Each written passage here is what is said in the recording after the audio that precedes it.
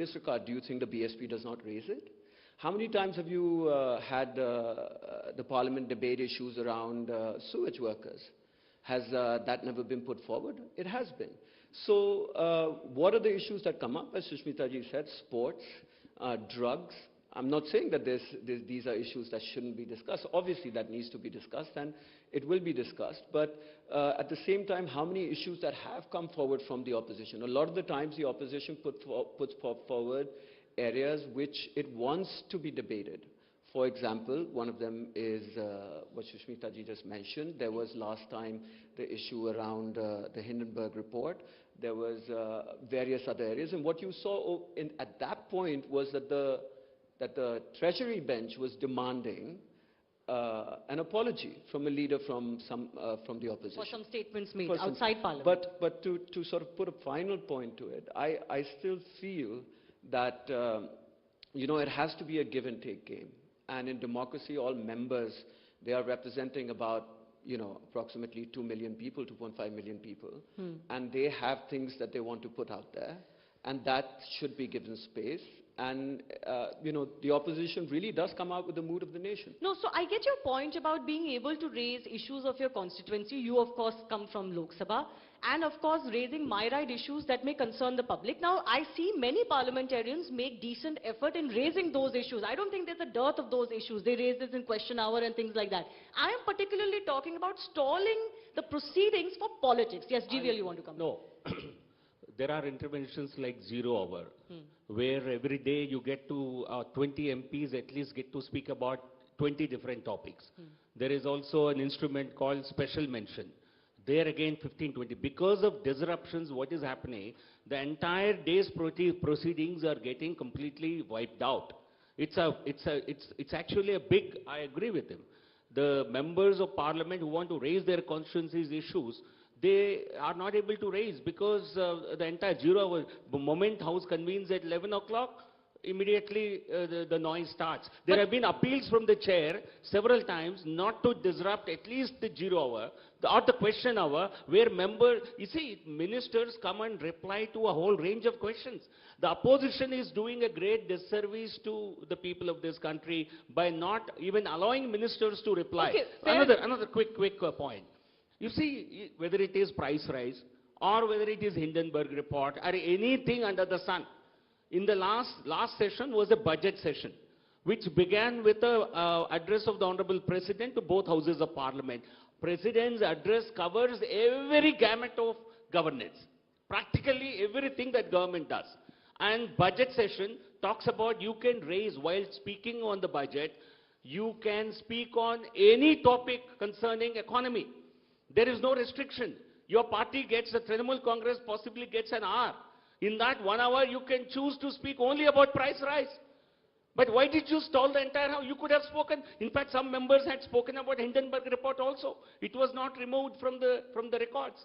So I think opposition has lost interest in raising issues of public Can I ask you a counter question? Before I go into how the public perceives this and how this will impact 2024, why don't you also meet the opposition halfway? Let's say they believe strongly that Hindenburg report needs to be debated. Why don't you allow it? What is the harm in discussing it as part of a budget debate? You see, in a budget session, you can't debate.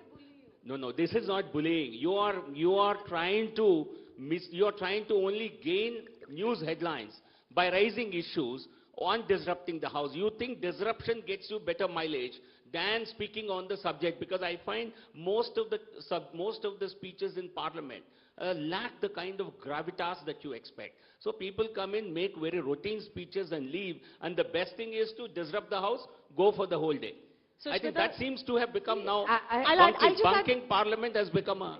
I'll just add one thing, that even in Rajya Sabha, the upper house, which was known for more sober debates and less politically charged rhetoric and debates, is seeing the kind of disruptions and unruly behavior that is unheard of or unseen before.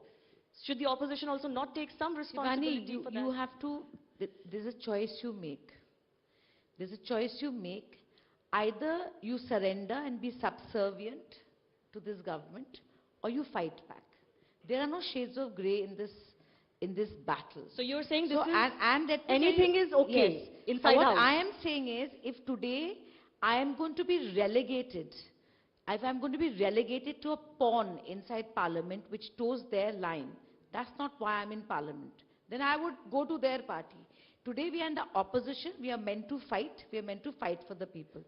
And let me put on record, I let GVL say all that about how important speeches and all are, because I wanted to put on record that in the last session, not only did the BJP members of Parliament disrupt the entire session, but their ministers came and disrupted the Parliament saying, Rahul Gandhi, maafi mango, the entire session. So, you can't say chit bhi meri और पट भी मेरी, कि आप जब करेंगे तो गलत है और हम जब करेंगे तो सही है. JTC सही थे पर आप गलत है. So take one stand. No, saying ministers disrupted, that's Yes. complete. Then I completely dispute that. One more Nahin. thing. I No, should, the Lok Sabha But and so- Rajya Sabha cameras, Shivani, don't even focus on the opposition. Do you know that? Let's say हम मंत्री को एक सवाल पूछ रहे हैं, वो पूरा कैमरा मंत्री को ही दिखाता है और हम जो जीत के आए हैं हमको दिखाते ही नहीं है ये लोग लोकसभा और राज्यसभा में. नहीं, बिल्कुल गलत है.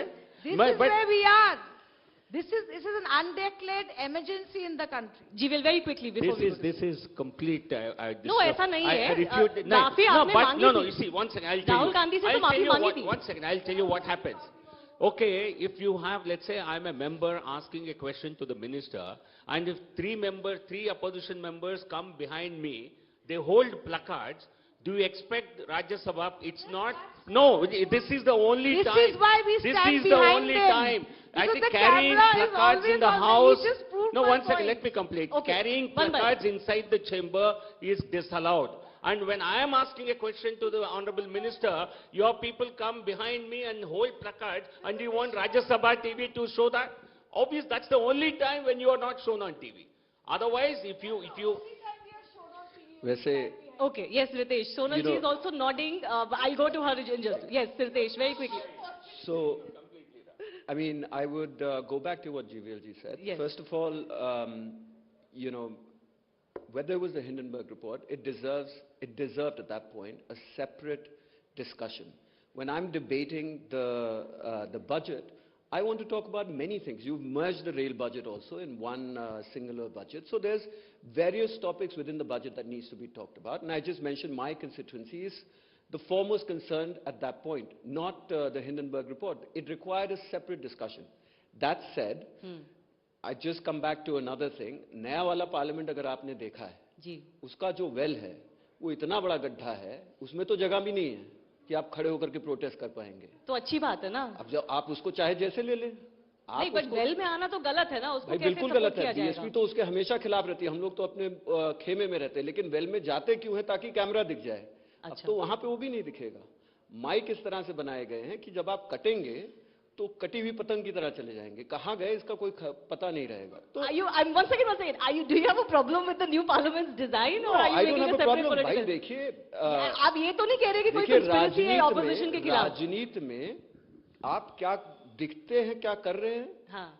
और उसका बहुत महत्व होता है. तो अगर कोई प्रोटेस्ट करता है, मैं आपको एक चीज बता दूं, आप जब जंतर मंतर पे बैठते हैं, है ना, तो क्या आपको लगता है सारी जनता आपके मुद्दे जान रही है? वो ये जानती है फला लोग जंतर मंतर पे एक मुद्दा लेकर नहीं, के but बैठे Ritesh हैं. ji, my limited मेरी- point is, I get एक your point, सेकंड, मैं but my खत्म कर limited लूं. point is, तो उसी Parliament विरोध is not में- jantar mantar. That is my limited point. And Ritesh ji One ये second, मत Sonal कहें, जी, Sonal जी wait करिए. खुला टेबल और माइक भी मिल गया ताकि हम इधर उधर फेंक सकते हैं. ये तो फिक्स कौन सीट सा? है. जीवल जी कहाँ Sonal Fixed जी mic wants हो to गया. come in, please. आप allow. कुछ पूरी assemblies दुनिया का में- पार्लियामेंट देखें. अभी कोसोवो में क्या हुआ? वहां तो सब तो पानी वानी ये थे. हमें कोसोवो को तो थोड़ा भाई हम फॉलो तो करना उनसे है. अच्छे हैं. बिल्कुल. हम तो कम से कम जाकर के अपनी आवाज बुलंद कर रहे हैं, उससे ज्यादा तो नहीं कर रहे. Sonal ji wanted to come in. Sonal ji? I only want to say something on a lighter note after Yes. this wonderful garma garmi, that culture को इस सब में स्थान नहीं मिल रहा. My constituency is culture. I'm nominated by the president for culture. And so often that I wanted to bring some very, very important, significant issues. Because after all, I do believe, and I'm sure you'll all agree with me, that culture is the soul of a nation. And it is by culture that we've been known for centuries, apart from other things. Yes. So there is no way that I can stand up and ask. The 0 hour is, as Mr. Rao said, 0 hour is cancelled, special mention is cancelled, the star questions also don't come up, whole session is sort of, मैं क्या कहते हैं उसको 12 बजे, फिर 12:30 बजे adjourned. The adjournment has become a very popular word now, and I hate it. Because I go there with expectation. Yes. I go there to discuss something which normally does not come up. Nobody thinks of poor artists all over India. There are lakhs and crores of them. उनकी कोई बात नहीं करता है. उनकी बात करने की जगह कहाँ है? तो मैं कह रही हूँ कि what you said, I was nodding because मेरे पीछे भी आके खड़े हो जाते थे. So I would just, make my dancer eyes, and they would say, okay, and they would move away. But point is कि हम लोगों को बोलने के लिए भी समय ना मिले, पूरी सेशन धुल जाए, फायदा क्या है? Okay. Only part we had discussion in this second part of budget session was about Natu Oscar nomination. We had discussion for about 2 hours. Award, Natu, everyone spoke, and that's the only 2 hours we had peace in the house. Yeah, but I want to just say to Sonal ji, because she is nominated by the president for her, she's excelled in the cultural field. Sonal जी सबको बताइए ना, last session में कौन disturb किया parliament? BJP कि राहुल गांधी माफी मांगो कौन बोल रहे थे कार्ड लेके? आप तो न्यूट्रल हैं, आप इंडिपेंडेंट हैं, आप बोलिए ना. नो, आप एक ही सेशन की क्यों बात कर रही हैं? फिर सिर्फ पिछले सेशन का बता दीजिए. नहीं, क्यों एक ही सेशन की बात कर रही हैं? अवॉइड कर रहे हैं. क्यों एक ही सेशन की बात करें? आप बोलिए ना कि लास्ट टाइम मंत्री लोग फ्लोर पे आके, आपके कहने से मैं नहीं बोलूंगी. फ्लोर पे आके राहुल गांधी माफी मांगो. आपके कहने पर तो मैं नहीं बोलूंगी. मैं तो कह रही हूँ कि पिछले पूरे वर्ष की जो 4-6 सेशंस होती हैं, उनकी तो बात कीजिए ना. मेरे पास कुछ नंबर्स है, मैं वो नंबर्स पढ़ देती हूँ. बजट सेशन जिसकी बहुत चर्चा हो रही है, उसमें productivity 33 and 24% for Lok Sabha and Rajya Sabha respectively.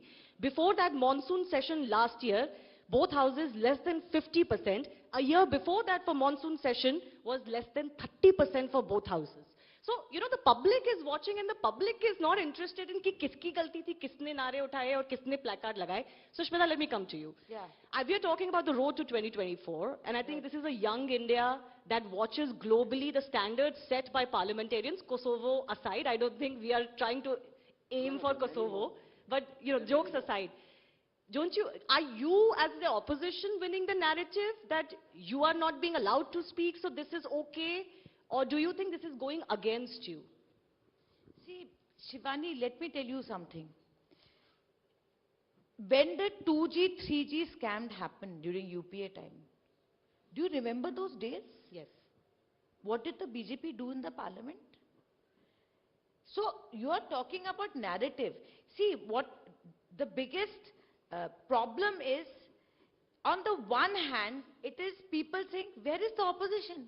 What are they doing? कहाँ हैं ये लोग? दिखते नहीं है, कुछ नहीं कर रहे हैं, मोदी सरकार ऐसे कर रही है. And when we protest, I take pride in the fact that we protested against the farm laws, and eventually the farmers took to the street, and this government have taken it back. There are hundreds of laws that are being passed like that. You're talking about the budget. The last budget was passed in less than 12 minutes. Who was disrupting the parliament? BJP. No, there is an issue for money bill route being used.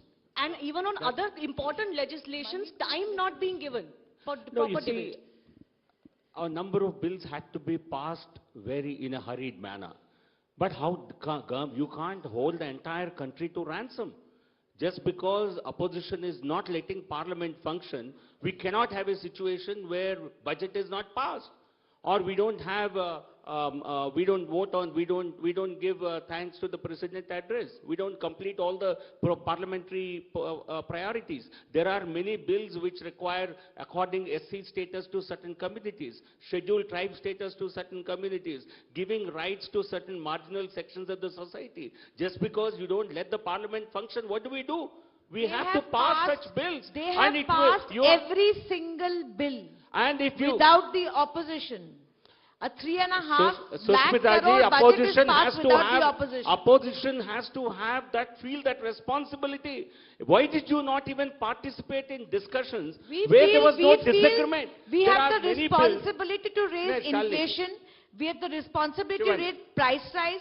We have the responsibility to raise violation of Correct. civil liberties. You We have the so right many to opportunities to raise these issues. all these issues which you don't let us. Yes, we are not See, pawns that we are going to say I- yes sir to the Modi government Yes. and keep towing your line. That's not happening. But there is a parliamentary etiquette, there is a parliamentary procedure which Aapne we kyun have not toda designed. last session? Rules of procedure on how Aapne the kyun parliament toda? functions Entire have been session written washed decades out by ago. the BJP. The present presiding officers are only following those rules which were framed some I decades don't ago. want to get into technicality, but I have but how seen ca- this how- government with rubbish legislative business. Those who read the list of business. You mean the bills are don't bad? call- don't- One bill, I- but you have to debate that. I Shivani. object to that Shivani, word. let me- Rubbish is a आप very... मुझे बताइए. That's a very For unparliamentary. example, We are not in in parliament, but The we have to rules- maintain certain... The rules required Okay, yes. that the Business Advisory Committee meets. Yes. The opposition put forward whatever areas of concerns they have, what they want to be discussed in Parliament, and ideally the parliamentary minister, along with the speaker, will decide कि हाँ इन मुद्दों के ऊपर चर्चा होगी और वो फिर पब्लिश हो जाता है. कितनी बार कितने मुद्दे ऐसे गए होंगे जिनको लेकर के ऑपोजिशन वेल में या प्रोटेस्ट करता है कि हमारे ये मुद्दे नहीं लिए जा रहे हैं, नहीं लिए जा रहे हैं, नहीं लिए जा रहे हैं. तो रूल्स में ऐसा ये नहीं है कि ये अगर ऑपोजिशन ने बोल दिया तो ले लिया जाएगा. वो तो भाई सत्ता जिसके हाथ में अल्टीमेटली वही डिसाइड कर रहे हैं. They should meet you halfway. You see, in the first part of budget session, I'll tell you, I'm giving you a straight example. First part of budget session, everyone wanted a debate on price rise, which is an important subject. Yes. The finance minister was ill-disposed. Honorable finance minister was obviously, without finance minister being present in the house, if she's ill-disposed, all that the government said was wait for a few days. And she did return to the parliament, and there was a discussion, and she replied to it. You have to have, and on COVID, it's a very big charge that I'm making. In 2021, in the month of April, May, the entire country had seen a massive rise in COVID cases. And soon after that, there was monsoon session. Government convened, Honorable Prime Minister convened a meeting of all leaders of various political parties in Parliament to give a detailed account of how the government is handling COVID situation. And opposition leaders boycotted that meeting. The meeting was only about COVID.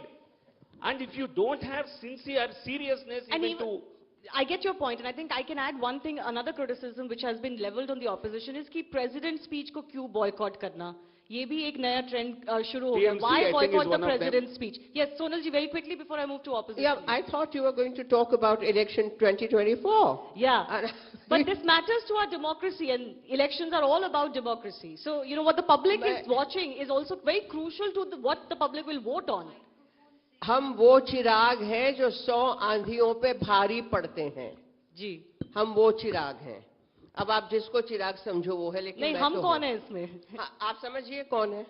Okay, but let me move to the brass tacks of elections. Okay, Sushmita is with us. Sushmita, you were before with the Congress party. I'm guessing you didn't see much future with the Congress party, of the party, or the way it was functioning. You've moved to the TMC since.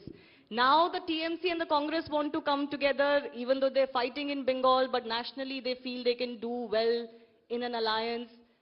You would be better placed to tell us, what do you make of this coming of together of political rivals, but for 2024 ahead of these elections? See, I'll tell you something. There is so much of,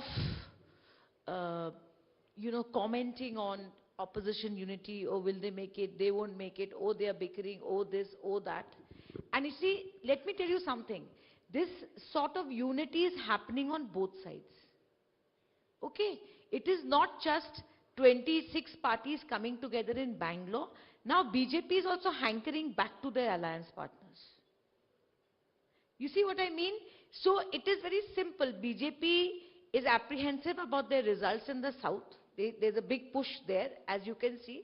And similarly, what the parties who do not believe in the ideology of the BJP are trying to do is to say that yes, 36 point something% votes went to the BJP. Okay, they came with 303 seats, and the NDA, with the NDA, I think it was 335 seats, if I'm correct. So that means 60% plus. 60% plus of the voters in the country do not vote for Narendra Modi and BJP. But that's not so our system. let me just say, so I'm not saying it's not so simple that 2 and 2 is 4. Okay, I'm but not can I saying ask you that. a counter question? Yes, the BJP is trying to bring some of its allies back. Fair enough, they left them midway. But BJP is so large that none of the allies are going to be able to push and pull it in a manner that it doesn't function, that allies. In case of the opposition, the charge is that no one party is so big that it can play that role, and therefore it will be contradictions galore.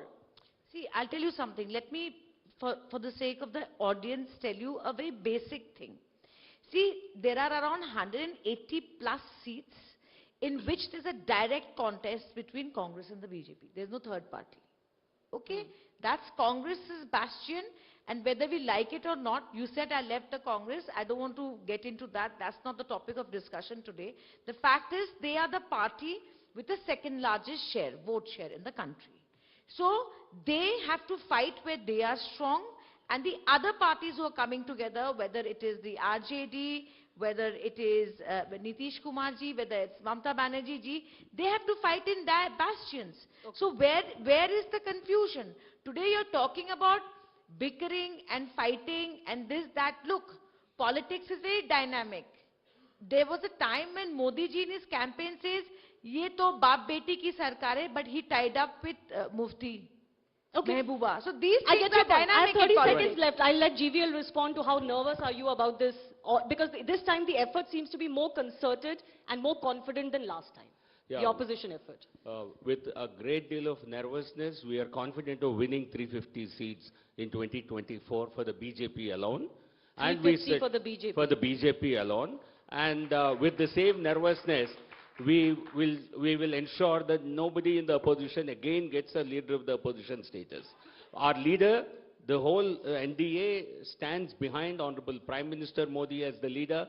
The opposition does not have either, it doesn't have a leader, it doesn't have agenda, it's only some kind of a mutual protection that they are involved in. And in the state, in recent panchayat polls, we have seen how TMC cadres, how they were attacking other political parties, including the friendly Congress party. Yes. There were several Congress cadres who were killed in panchayat polls. But Mamata Banerjee is trying to really hobnob. So you think it will not work? People of the country will give their verdict. Okay. I have run out of time. I do thank all of our guests for joining us. It was a pretty healthy debate, and maybe in the next parliament session, which is starting very soon, we'll have a healthy debate and no disruptions.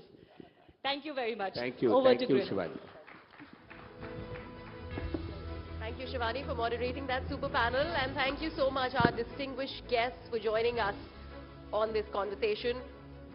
And ladies and gentlemen, I request you to please have a huge round of applause for our speakers, as they have in fact had a very insightful chat and also presented a roadmap for you to understand which way are the elections headed as far as the general elections of 2024 are concerned. So ladies and gentlemen, huge round of applause once again for our distinguished panelists.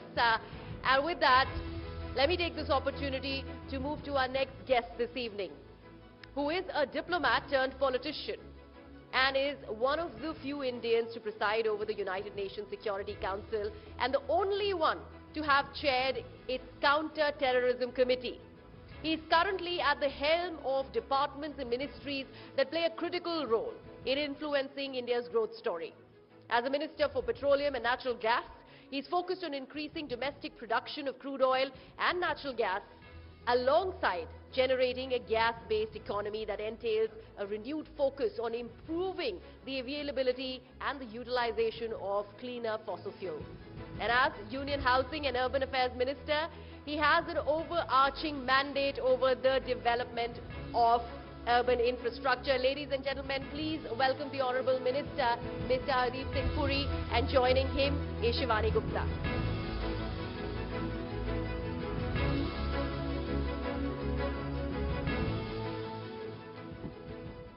Thank you, everyone. And Hardeep ji, thank you so much for making time. I'll just dive right in because there is a lot of ground to cover and we're looking forward to the next elections. But I do want to ask a few things that you are directly in charge of.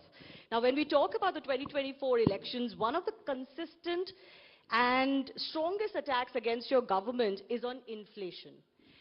Even now, the biggest issue being debated by opposition and being asked for on the streets of India is, prices of commodities, but petrol and diesel prices play a very big role in that. Currently, a litre of petrol continues to be around roughly 100 rupees across India.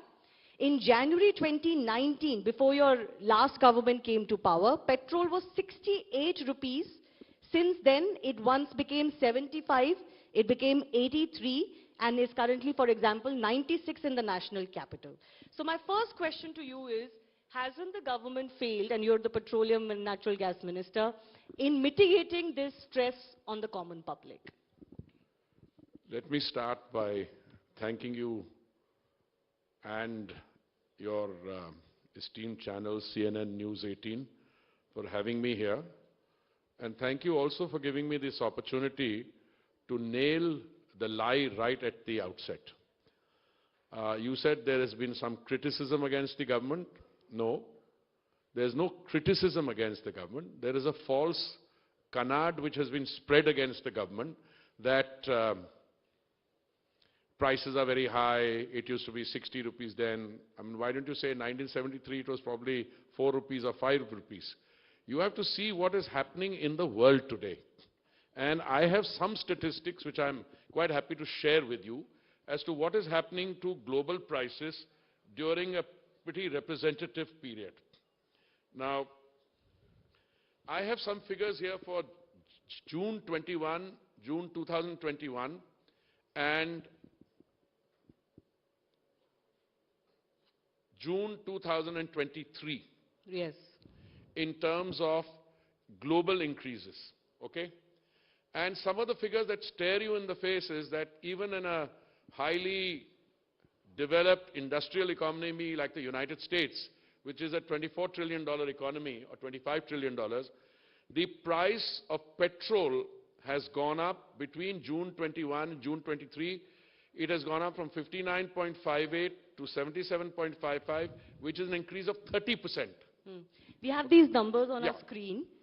No, it's gone up by, since I don't know what numbers you have there, I presume that they are the correct numbers. They are the correct numbers. Correct me if I'm wrong. Yes. In Canada, UK,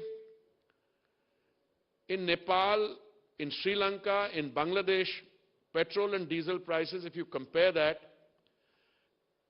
let me take South Asia. There are some particularly difficult cases. Sri Lanka, petrol price went up during that period by 79.61% and 130.65%, diesel respectively. Pakistan by 50.83% and 40.81%, petrol and diesel. In Nepal by 42.39% and 46.35%.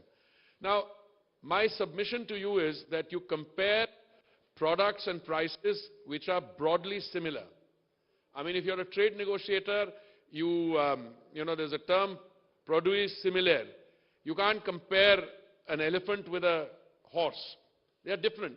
But if you look at across the board, in our neighborhood, in the developed industrialized countries, this is the situation. So I have these numbers. I think these are numbers that your ministry has also shared. So the percentage increase in developed countries has been far more for both petrol and diesel, you're saying, over the last Not only 2 developed, years. developed and developing. And developing. And developing. See, I've taken as a developing country, representative countries around India, South Asia.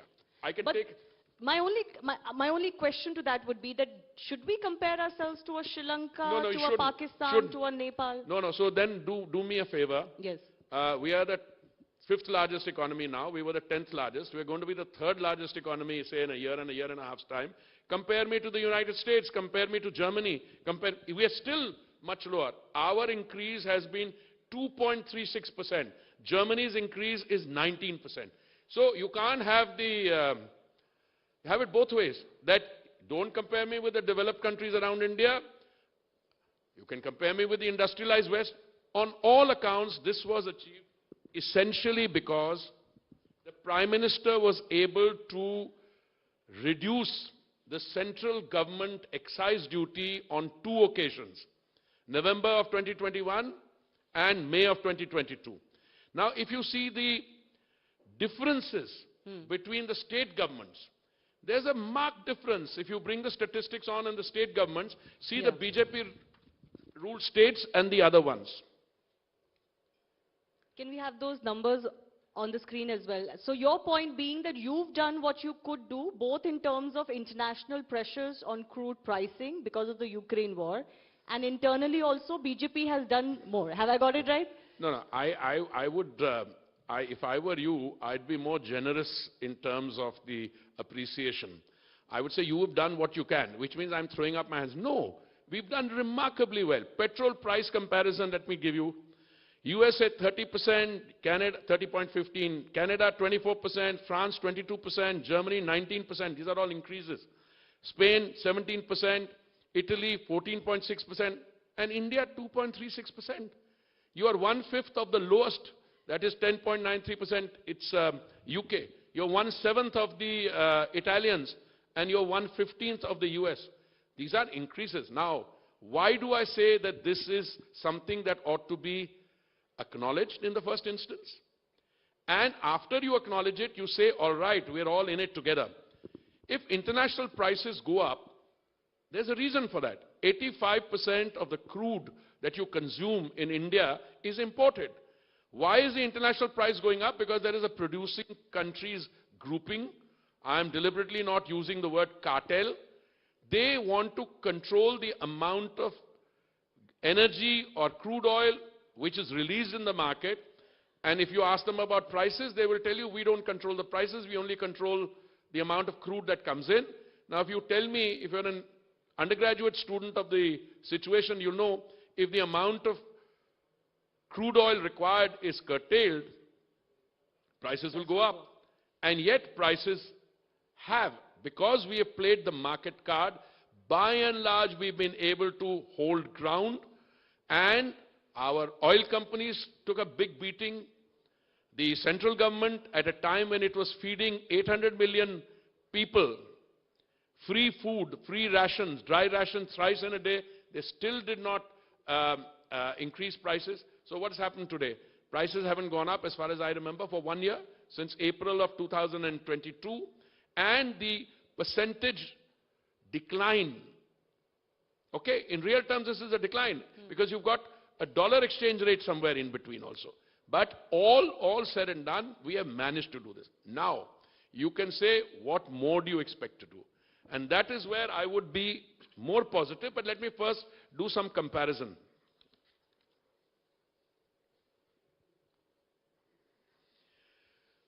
Let's look at petrol price comparison between BJP-ruled and non-BJP ruled states.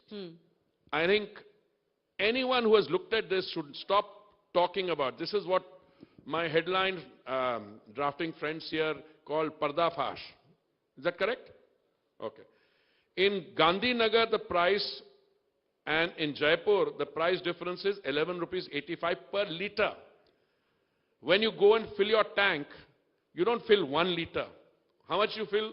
What is the tank size of a, say, medium-sized car? 30 litres? 30 litres or so? More. So 30 litres into 11.85.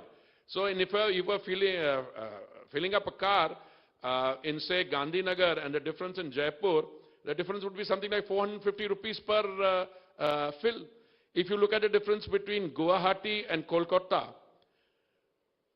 rupees 8 difference. If it's a difference between Lucknow and Bangalore, 5 rupees 37 paise.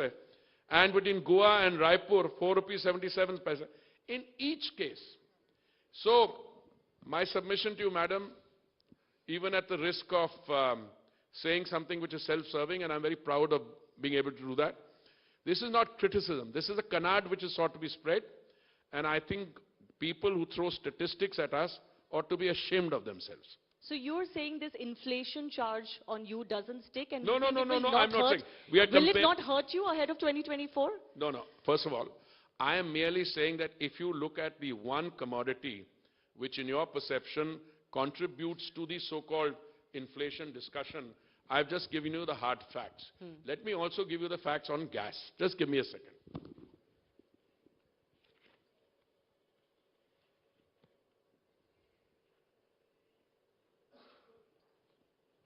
You know, natural gas, okay? There's a difference between the gas that you produce and sell in a cylinder and the natural gas which comes in liquefied form. It comes at the port of entry, you gasify it, goes through a pipe, and it's here. The increase between April 2021 and September 2022, I'm taking you the percentage change. Henry Hub USA increased 262% increase. Japan, Korea marker 648% increase. TTF Europe's 850% increase. NBP London 677, and CNG price in India only 75. So all I'm saying is, if it were an ideal world where energy was just available either off the ground or from a tap, and you had none of these factors, then we would be having a different discussion. The fact of the matter is, India today still imports, if my figures are correct, about 50% of its gas and about 80% of the crude oil. And yet, in spite of those constraints, we've been able to keep the prices not only stable but low, which has meant that the government has foregone the revenue which comes from excise. The BJP states have reduced their VAT. Some of the other states, regrettably, have not. I'm not doing name calling. Now, and more important that the OMCs took a beating, if I remember correctly, on gas. They lost something like 28,000 crores. We had to compensate them, I think, by 22,000 crores. Equally on petrol, they took a beating. We gave them equity, I think, about 30,000 crores or something like that. So, coming back to inflation. Yes, inflation should be a healthy discussion in a democracy, more so in India. But when we have a discussion on inflation, at least on petrol, let's find out who's responsible. All right, fair enough. You've presented the numbers. Let the public make its mind. The other question I want to ask you is about urban development, your other ministry. And by the way, you are the longest serving housing and urban affairs minister in the history of India. Can I begin by asking you, how did you manage that? How did I manage what? What's your secret? How did you continue to be the urban and housing? That's a very polite way of saying, why didn't you get sacked? No, that's not what I mean. I mean, there must be a secret. You've made the longest run. No, there's no secret on anything. I mean, there's no secret on anything. I mean, look, with all humility, I must tell you, it is entirely the Honorable Prime Minister's prerogative as to which of his colleagues he appoints to a particular portfolio. Now, I think there was some eyebrows raised, if I may say that, when I was appointed, because I came after 39 years in the world of foreign security and trade policy. Yes. All right? I was a Foreign Service career diplomat, 39 years there. I spent 6 years in the international world of foreign and security policy, think tanking, and then I've been minister for nearly 6 years. So, I'm always reluctant to answer the question, how have you served so long? Because, anything you say might be held against you. As before you're taking somebody in any statement that you make now, it can be held against you. Look, I feel deeply privileged that the Honorable Prime Minister chose me without any known experience in this field. Although there was somebody I worked with very closely in my international thing, who was a former Prime Minister of Australia, Kevin Rudd. He was the chair of the Independent Commission on Multilateralism when I was its Secretary General. And when he heard that I had become Minister for Housing and Urban Affairs, he had a very interesting point to make. He said, trust somebody like Mr. Modi, because out of the 17 Sustainable Development Goals that we are dealing with, SDGs, 6 of them are dealt with my ministry in some form or the other. So can I come to that? 11, SDG 11 and so on. Yes, so can I come to that? You obviously helmed Smart Cities initiative. You also helmed the Pradhan Mantri Awas Yojana Urban. Just speaking of urban development and smart cities, you would see what Delhi is going through currently, right? It's entirely Mr. Kejriwal's fault. So you're saying you have no role to play in that? Land is a state subject, yaar. I mean, if you can't start a discussion with that, I mean, this guy gets up every morning and makes some false claim or the other, some absurd claim. I had the privilege of hosting the Honorable Chief Minister of Haryana the other day for a meeting in my room, and we were discussing serious subject. When he came, there was a press, and somebody asked him this question that he is blaming you. I mean, I admire Mr. Khattar's, Manohar Lalji's restraint. He said with a straight face, slight smile, he said, I think there's a difference between a barrage and a dam. So, I mean, if your local authorities, I am not going into name calling, because I think this, as my friend Gajan Singh ji said, the Jal Shakti Minister, not the time for name calling. But if you're going to tell me, I'll say, you have a mechanism to deal with this, you set up meetings don't take place, you're supposed to, when I was Joint Secretary Navy, we used to have something like desilting, cleaning the, this thing. If local authorities under new, I saw one of my colleagues in the party, I find him a sense of, he said, please let us know how much you spent on advertisement and how much energy or time or resources you spent on what you're supposed to do. Look, young lady, land is a state subject. No, sir. Let me come in. I'm just talking about the concept of urban development. This is also the national capital region. I just want to understand from you, isn't India failing when it comes to all of the Not cities? at all. I'm not just talking about Delhi. India is not failing.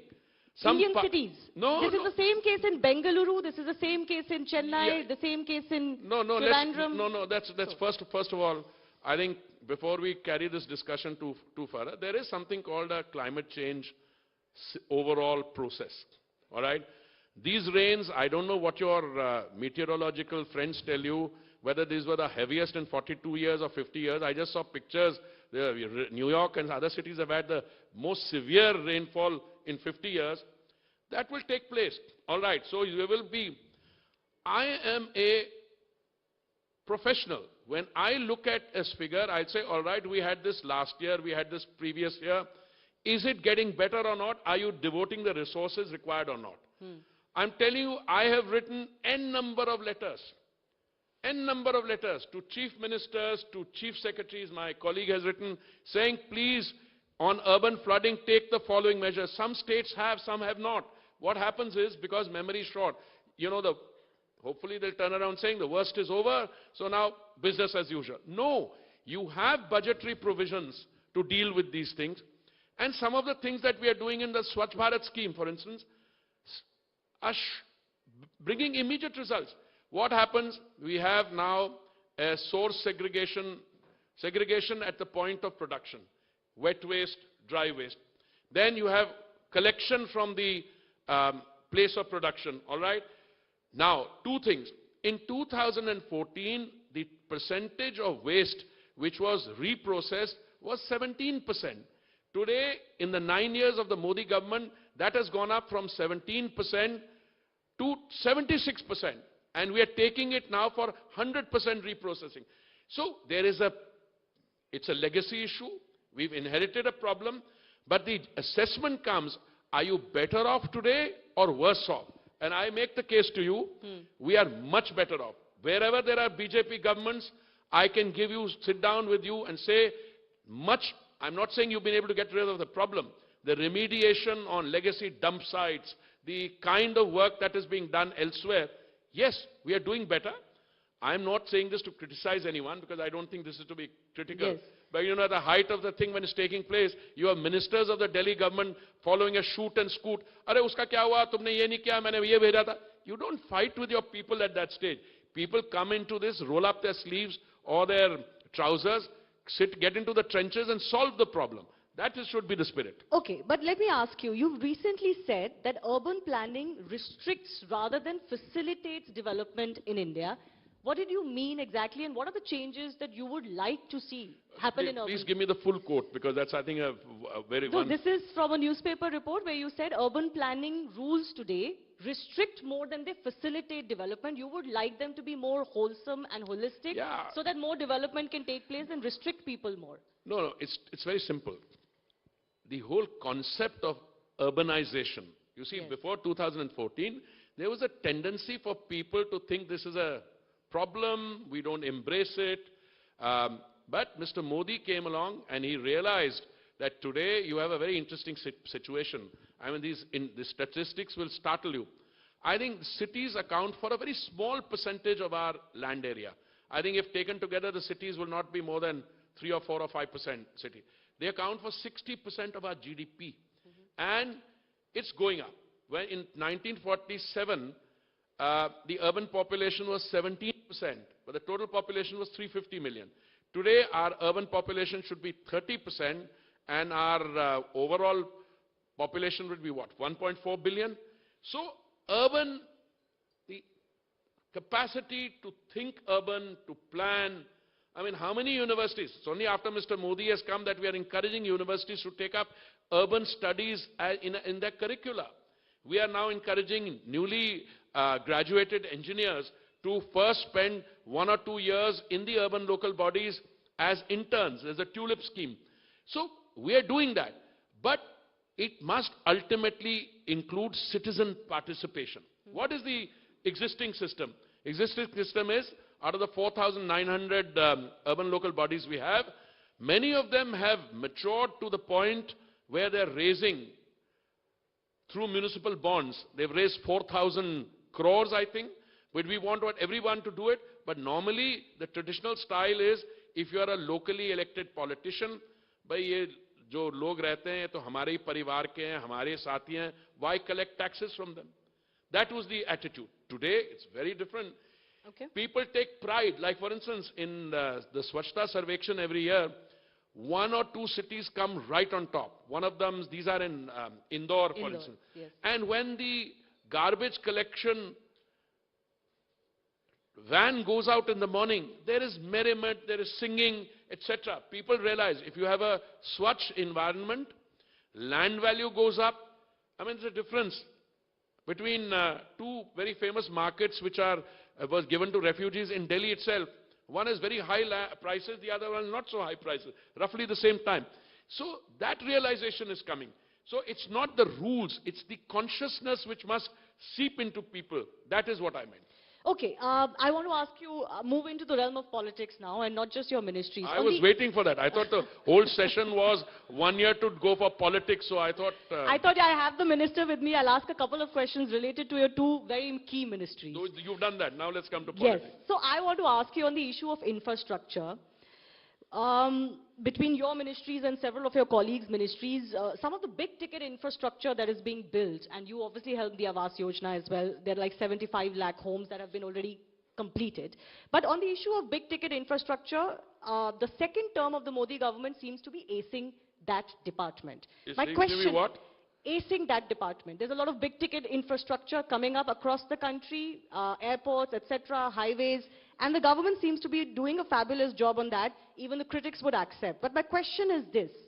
Recent election results from states show that people are also looking for an immediate gain and not just... You mean the reveries?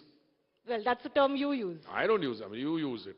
The Prime Minister has used the word bravery. Okay. You can call them freebies. But my question to you is, and seriously, Minister, public also wants an immediate gain and not just long-term development that, let's say, the Modi government may be doing. Is the BJP prepared politically to cut that so-called freebie advantage by that the opposition or the guarantees model of the opposition? How are you going to do that? Now, anybody who's watching this exchange would say that you have a very subdued, very quiet minister who's responding to a barrage of strong questioning. So let me start by puncturing a few holes in your questioning itself. Short term, medium term, long term. No matter which way you look at it, the Modi government's track record in the last 9 years has been a win-win for the country. Let me start with some basic things. The entire spend on the urban rejuvenation in the 10 years from 2004 and 14 was 1,57,000 crores. I'm not going into, you're saying big project, small project, small. Let me give you the overall picture. In the urban spend, 1,57,000 crores over a 10-year period. Along comes Mr. Modi in May 2014. Our schemes were conceptualized and implemented from June 2015. Madam, from June 2015, which was 8 years ago, almost exactly, the expenditure today is over 18 lakh crores. There's 1,57,000 crores, then there is 8. Now, short-term, what is short-term? The Pradhan Mantri Awas Yojana, don't take just the urban, take the rural also. Sure. Total is what, 3 crore homes? Yes. 3 crore homes have been sanctioned. Now, if you come to the urban part, 1 crore 12 lakhs have been sanctioned and grounded. Or 1 crore 9 lakh have been grounded. And 75 lakhs, that's the figure that you've given, madam, they have been given to the beneficiary. Handed over, yes. So 75 lakh guys who are households who've got it, it's not a promissory note. It is actually they moved in. The Prime Minister's handed over keys or the Chief Minister's handed over keys. Then you look at all the other schemes of the Modi government. All right. Look, I am not trying to say, now just because you completed most of your work in the first term or before this thing, look, I've had the privilege of being a civil aviation minister, right? Many of these airports you're talking about, which are now Jewar is going to come in, that is done in my time. So it's a development on all fronts simultaneously. So what Mr. Modi has demonstrated, and I say this with a great deal of satisfaction and confidence, that good governance means the delivery of goods and services to your people, to the beneficiaries, is also good politics. Therefore, that good governance is helping result in impact in the political system. Now, if you take 1 or 2 elections out of context, now let me tell you. For example, free water, free electricity promises, look, stipends monthly. Look, there will always be an attempt to say, isko free kar do. I saw an ad in a Delhi newspaper, I think it was an English language paper, full page, that henceforth in Punjab you will have 0 bills on electricity. All right? Fair enough. I think there comes a time when people have to make that determination. First of all, the ability to comply. We had an election in a state government recently and said we're going to make bus rides free. I think for women to start with, I don't know. Then when they got in, there was a conductor. They threw the conductor out. He said, like a ticket nahi hai, what are you doing here? Then one lady's arm got chopped off and other things are happening. So look, the line of division between responsible political discourse and what I call a lumpen, irresponsible, we'll make this free, we'll make that free. Yes, if you're generating the resources, you have the ability to divert. But if you're running a large debt, like in Punjab, I think it was 3,81,000 crores when we had the last election, it would be a multiplier of that. Including in the southern states, they're running. So what do you want to do? You want a Sri Lanka kind of situation? No, the question is not what I want to do. No, we're going to win the election. It is working with oh, yeah, it's going to work. There's a difference in the dynamic between a state assembly election and a national election. It's happened when I was writing my second book. I remember it was after the victories of the opposition party in 2 of the states. And I had written that the BJP is heading for a very substantive improvement on the 2014 results.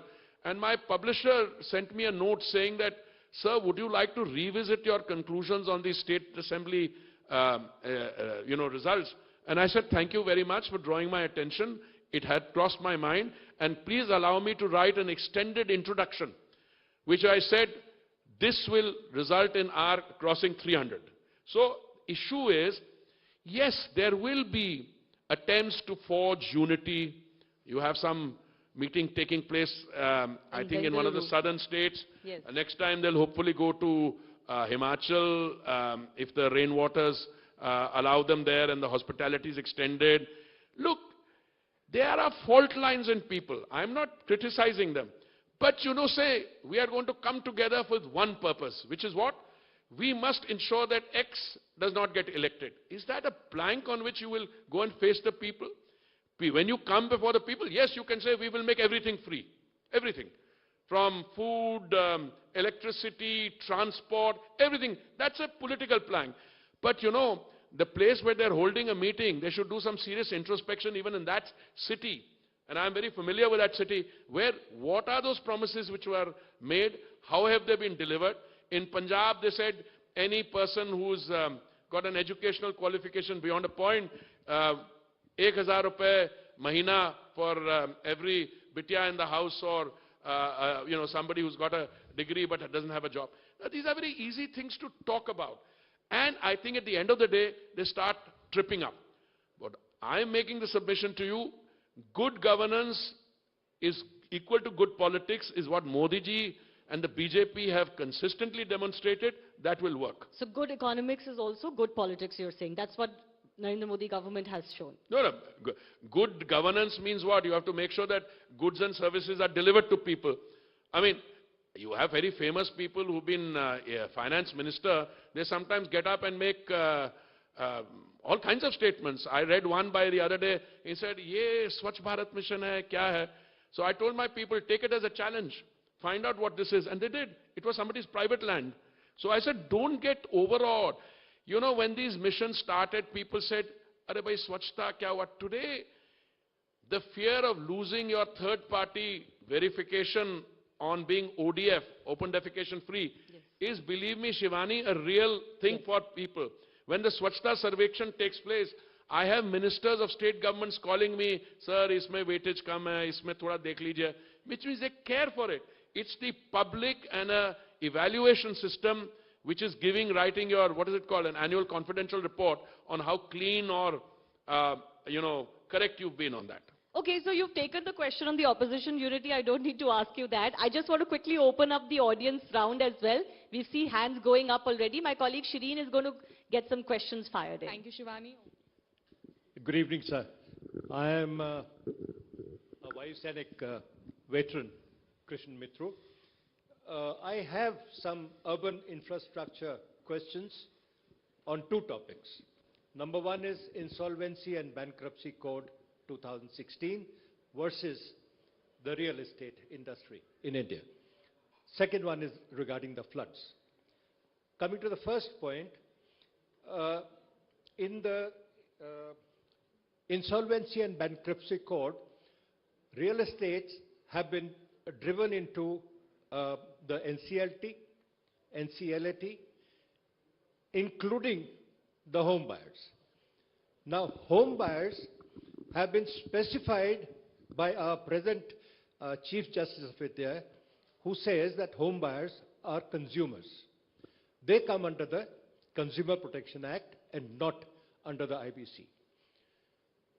Your ministry and MCA went to the government, got it passed overnight that home buyers come under the IBC. Now, very briefly, home buyers are the medium class category who have been affected by the real estate industry. There are thousands and lakhs in number all over the country. Sir, could you just fire in your question? I'm happy to listen to him, but I think you have to ask, because I hear a statement, much of what you're saying I am familiar with. Sir, what's your question? And quickly. I'm also on the side of the home buyers, but many of the things you're saying are factually wrong. So okay, let me respond. Sir, why are we not taking the home buyers out of the IBC? Okay, all right. Now, let's take that. Let's allow the minister to respond. Okay, Mr. Mitru, is that finished or has he got another one? Floods Okay. also. No. Let me complete this, Sir. because. Sir. Look, there are two things. We had this peculiar situation that 70 years after we became an independent country, we did not have a regulator in the real estate sector. And we did not have a regulator in the real estate sector for a variety of reasons. And I am quite happy to be upfront and completely candid about it, because there were vested interests. Even when RERA was being drafted, a lot of people said, no, this is too little, too late. And as was to be expected, and I'm not taking any credit, much before I became a minister, when RERA came into being, there were multiple challenges mounted, and the learned Supreme Court passed them all on, I think, to the Mumbai High Court. I became a minister in September 2017, 3rd September, and I was very confident that the court will throw out these challenges. So the first big victory we won was that RERA came into being. Now, if you look at the performance of RERA, both as a dispute settlement mechanism, and if you look at the performance of RERA in order to, bring under its ambit all the pipeline projects, that was a great victory. Now, insofar as the insolvency NCLT process is concerned, please look at the individual cases. Many of those people have gone there themselves. The people who the mechanism is not working, I can tell you why it's not working. We can have a separate discussion. But we have taken a number of steps. For instance, we are bringing down the cases. I have appointed a committee under my friend Amitabh Khan to look at the remaining projects which need to be resolved, and they have, I think, done their homework and they are going to be submitting a rule. We have done several other things. But I think we should have a separate discussion on that. Yeah, all right. I do thank the gentleman for the question. We don't have any more time for your follow-up. And I also, one second, sir. I also have our next guest in the house. So I just want to have enough time with the minister to fire rapid-fire questions. Sir, you have a yes or no banner next to you. I thought there was another question coming. No, we don't have any more time. You don't have time? No. The next speaker is here? So okay. Yes. Okay, I just want you to take that banner, thing next to you on the table. So where your papers are. There is a yes or no placard. So I'm just going to fire you some questions. These are going to be yes or no questions. The answers facing me or the audience? The audience. Okay. Because I can have it both ways. If my answer is fixing, I said, no, it's one way here, another one there. All right. Let me fire in some quick questions. I enjoyed being a diplomat more than being a politician and minister. Yes or no? Question can't be answered. You have different challenges there, so I'm going to do something unprecedented. I'm not answering the question. You must pick one. No, I don't have to. Okay. I am the better diplomat at home between me and my wife. Yes or no? No, my wife is also a diplomat here. Who's the better one? You? No, hold on. No. Better is defined what? When we appeared in the UPSC exam in 1974, she topped the thing. So she's better at the whole thing. And she's been better all her life. So she's better. So no. No, she's better. Yeah, so question was that are you better? So the answer No, I'm not better. Not at all. Okay. Anyone who in a public this thing takes a side which is against the, against, SDG 5, pata hai kya hai na? Gender equality. वो तो मरने वाली बात है भाई. नहीं, not at all. I like the lady in the front seat. She's cheering as she should. Okay. And I see the gentleman also. Okay. All right. You didn't answer the first question, so I'm asking it in a different way. Ask it again, I'll answer it. You'll answer it? Yeah. I enjoyed being a diplomat more than being a politician and minister. Yes or no? No. Okay. So your question was enjoy. Yes. Enjoy. As a diplomat, I couldn't speak up the way I can speak now. Okay. I get trolled also, I can do that also. If you said, what did you find more satisfying, I would have had a different answer. But I picked on that word, enjoy. Yes, no, a politician is good. Because you give me gali, I'll give you gali in return. So enjoyment to usme hai na. Okay, connected to that is my next question. If I could do it all again, I would become a diplomat again. Yes or no? All right. Fuel and energy prices will witness a substantial cut before 2024 elections. Yes or no? I'll direct you to where the answer might be found. No, it's the international scene. If today I took a review meeting, and a few days ago the prices were at 70 plus, today they're at $80 a barrel. Now, if the prices keep going up, your capacity to cushion a reduction is correspondingly less. So, I don't think a responsible minister should sit in a town hall and speculate on prices. Then you are not this thing. I think then you are what kehte hai wo trader on Dalal Street or something, no? Okay, sir, I have 10 seconds. NDA will come back to power in 2024 with a bigger mandate than in 2019. Yes or no? And I can give you a figure also. Yes. Last time I said 10% more. Okay? So we went from 270 something to 303. This time the choice is, and I'm still wavering, I think it will not be a 10% more, it will closer to a 20% more. All right. On that note, we've come to an end of this very, very interesting, enjoyable session. Mr. Hardeep Puri, always a pleasure to talk to you. Thank you so much for joining us here on our town hall. Thank you so much, Shivani, and thank you so much, Mr. Puri, for sharing your valuable insights. Thank you. Ladies and gentlemen, a warm round of applause for the Honorable Minister. As we move closer to the end of our town hall, it gives me great pleasure to introduce our next speaker, a prominent leader known for his straightforward approach and progressive thinking. He is one of the few politicians who seldom denies or disowns his statements and plays with a straight bat. Ladies and gentlemen, please welcome Shri Nitin Gadkari.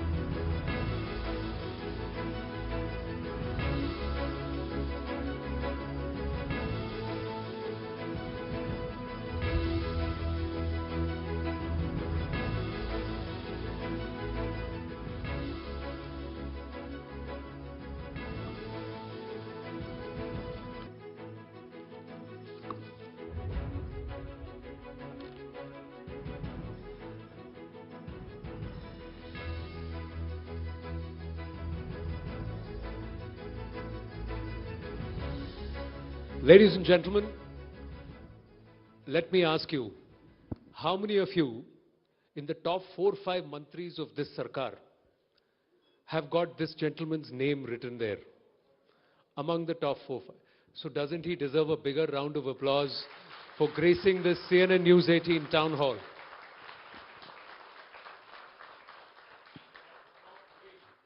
Top 3 कह रहे हैं. Sir, मैं आपसे जानना चाहूंगा कि हर युवा, हर level के लोग जो हैं इस देश में, उनको एक चीज दिख रही है आज, वो है सड़क. और उससे आप जुड़े हैं, नितिन गडकरी. तो आपको कैसा लगता है जब कोई आकर आपको कहता है कि आप शायद इस सरकार के सबसे पॉपुलर मंत्री में से एक हैं? एक तो सही बात है कि मैं न कोई सोचता हूँ और बहुत ज़्यादा इसको सीरियसली लेता हूँ. मैं एक बात सोचता हूँ कि जो अक्सर मेरे कन्विक्शन में है कि politics is a instrument of socio economic reform. और जब मुझे कोई अवसर मिला है तो उसका उपयोग करके मैं कितना ज़्यादा से ज़्यादा काम कर सकता हूँ वो करने की कोशिश करता हूँ. जो काम हो जाता है उसको भूल जाता हूँ, जो नहीं हो रहा उसके पीछे लगता हूँ. तो मैं काम करते रहता हूँ, बाकी बातों का विचार करना वो क्या है क्या नहीं, आप जैसे लोगों का काम है. वही, बाकी मैं तो इतना सोचता भी नहीं और कुछ आगे. मुझे इतना ही मालूम है कि प्रॉब्लम्स क्या है, काम कहाँ अटका हुआ है, वो कौन से प्रोजेक्ट स्टॉल प्रोजेक्ट है, कैसे उसको क्लियर करना. अभी तो आप जिस धड़ल्ले से प्रोजेक्ट्स अनाउंस कर रहे हैं, ऐसा लग रहा है कि बहुत कुछ करना बाकी है. तो जरा हमारे दर्शकों को बताइए कि आपके लिए सबसे इंपॉर्टेंट अभी एक ड्रीम प्रोजेक्ट क्या है? देखिए, अभी केवल दिल्ली में ही आजू बाजू में एनसीईआरटी में हम लोग 65,000 करोड़ के काम कर रहे हैं. अब ये बहुत कठिन काम है, मैं दावा नहीं करता, पर दिल्ली को ट्रैफिक जाम से और एयर पोल्यूशन से मुक्त करना. तो मेरे डिपार्टमेंट तो रोड बनाना ही मेरा काम है, पर मैं दूसरे बातों पे भी लगता था क्योंकि ऑटोमोबाइल इंडस्ट्री के साथ भी मैं जुड़ा हूँ, मेरे डिपार्टमेंट. तो मैंने परली के ऊपर बहुत काम किया. अभी मैं परली से बायो सीएनजी और बायो एलएनजी तैयार होता है. मैं उस एसोसिएशन का अध्यक्ष हूँ. 27 प्रोजेक्ट शुरू हो गए और 135 प्रोजेक्ट प्रोसेस में है. फिर परली से अभी पानीपत में बहुत बड़ा प्रोजेक्ट आया, अभी पुरी साहब गए, तो वो बायो इथेनॉल 1 लाख लीटर और 150 टन बायो बिटुमिन. तो मैं ये चाहता हूँ कि हमारे देश में परली जलाने से दिल्ली में प्रदूषण हो रहा, पंजाब हरियाणा में पड़ी है, पश्चिमी उत्तर प्रदेश में पड़ी है, टू वेस्ट टू वेल्थ, और प्रदूषण को भी बचाया जाएगा. तो दिल्ली में भी हमने एक दिल्ली UR2 रोड बनाया, रिंग रोड, अभी 2-3 महीने में इनॉग्रेट करेंगे, जिससे आप पानीपत से आते हुए पेरीफेरल रोड के बाद सीधा एयरपोर्ट आने के लिए 2 घंटे लगते थे जी. अब ये रोड से 15 मिनट में आएंगे आप शिव मूर्ति के पास. और जो 8 लेन ऊपर और 8 लेन नीचे 16 लेन रोड बनाया हमने, उसमें रोड नीचे से टनल डायरेक्ट T3 जाएगी और इधर वसंत विहार जाएगी. तो दिल्ली का प्रदूषण, ट्रैफिक जाम का हमने एक स्टडी किया, एक आईटी कंसल्टेंट से है जी। अलग अलग जगह पर ट्रैफिक कैसे डाइवर्सिफाई हो सकता है, कौन से रोड का कैसे कम हो सकता है। तो एक कठिन काम है ये। मैं ये दावा नहीं करता कि शायद हमारे काम होने के बाद प्रदूषण कम होगा या ट्रैफिक जाम कितना कम होगा, पर मुझे लगता है कि सब्सटेंशियल परिणाम होगा। पर एक बात बताइए कि एक तरफ आपकी सरकार ने ड्रोन पॉलिसी बनाई है, ये कहकर कि आगे जाके फ्यूचर में सड़कों पर गाड़ियां चलेंगी नहीं क्योंकि हवा में सब होगा ड्रोन्स के जरिए। दूसरी तरफ आप सड़कें बना रहे हैं, तो ड्रोन्स होंगे या गाड़ियां होंगी?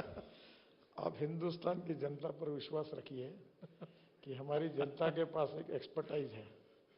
वो दो चीज हो गया, एक पॉपुलेशन बढ़ाने का और दूसरा ऑटोमोबाइल नंबर बढ़ाने का। अब 5 आदमी और 9 गाड़ियां, 7 गाड़ियां ऐसा है।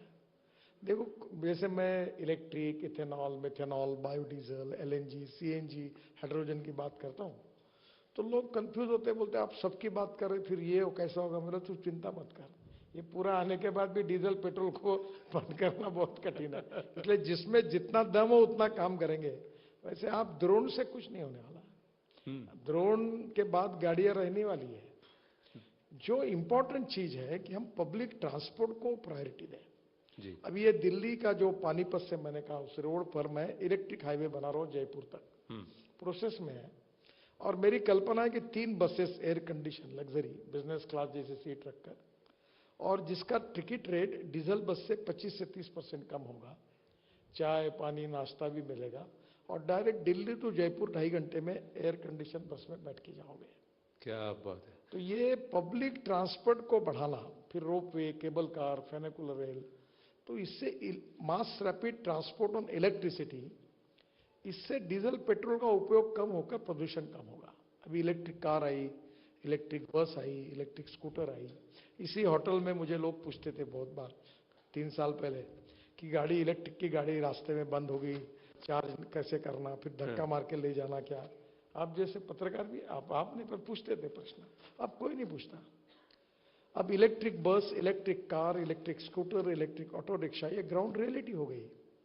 अब मैं फ्लेक्स इंजन ला रहा हूँ, जो टोयोटा की कैमरी गाड़ी थी ना, जो 60% पेट्रोल पे और 40% बिजली तैयार करती थी, अब टोयोटा के मॉडल अगस्त में लॉन्च हो रहे हैं मेरे हाथ से, वो पूरा बायो इथेनॉल पे होगा। अब पेट्रोल का रेट 120 रुपए, इथेनॉल का 60 रुपए। पेट्रोल से पोल्यूशन, इथेनॉल से पोल्यूशन नहीं के बराबर, और वो 40% बिजली तैयार करेगा। तो मैंने ये कहा कि अगर इसका एवरेज निकाला जाए, हिसाब लगाया जाए, तो पेट्रोल की तुलना में 15 रुपए पेट्रोल का भाव होगा, इतना एवरेज, क्योंकि 40% बिजली का एवरेज वो फुकट है जी। और 60% जो है इथेनॉल पर, वो 60 रुपए रेट का है। तो नेचुरली सेविंग और प्रदूषण भी कम होगा। अभी स्कूटर, ऑटो रिक्शा, ये सब इसमें आई है।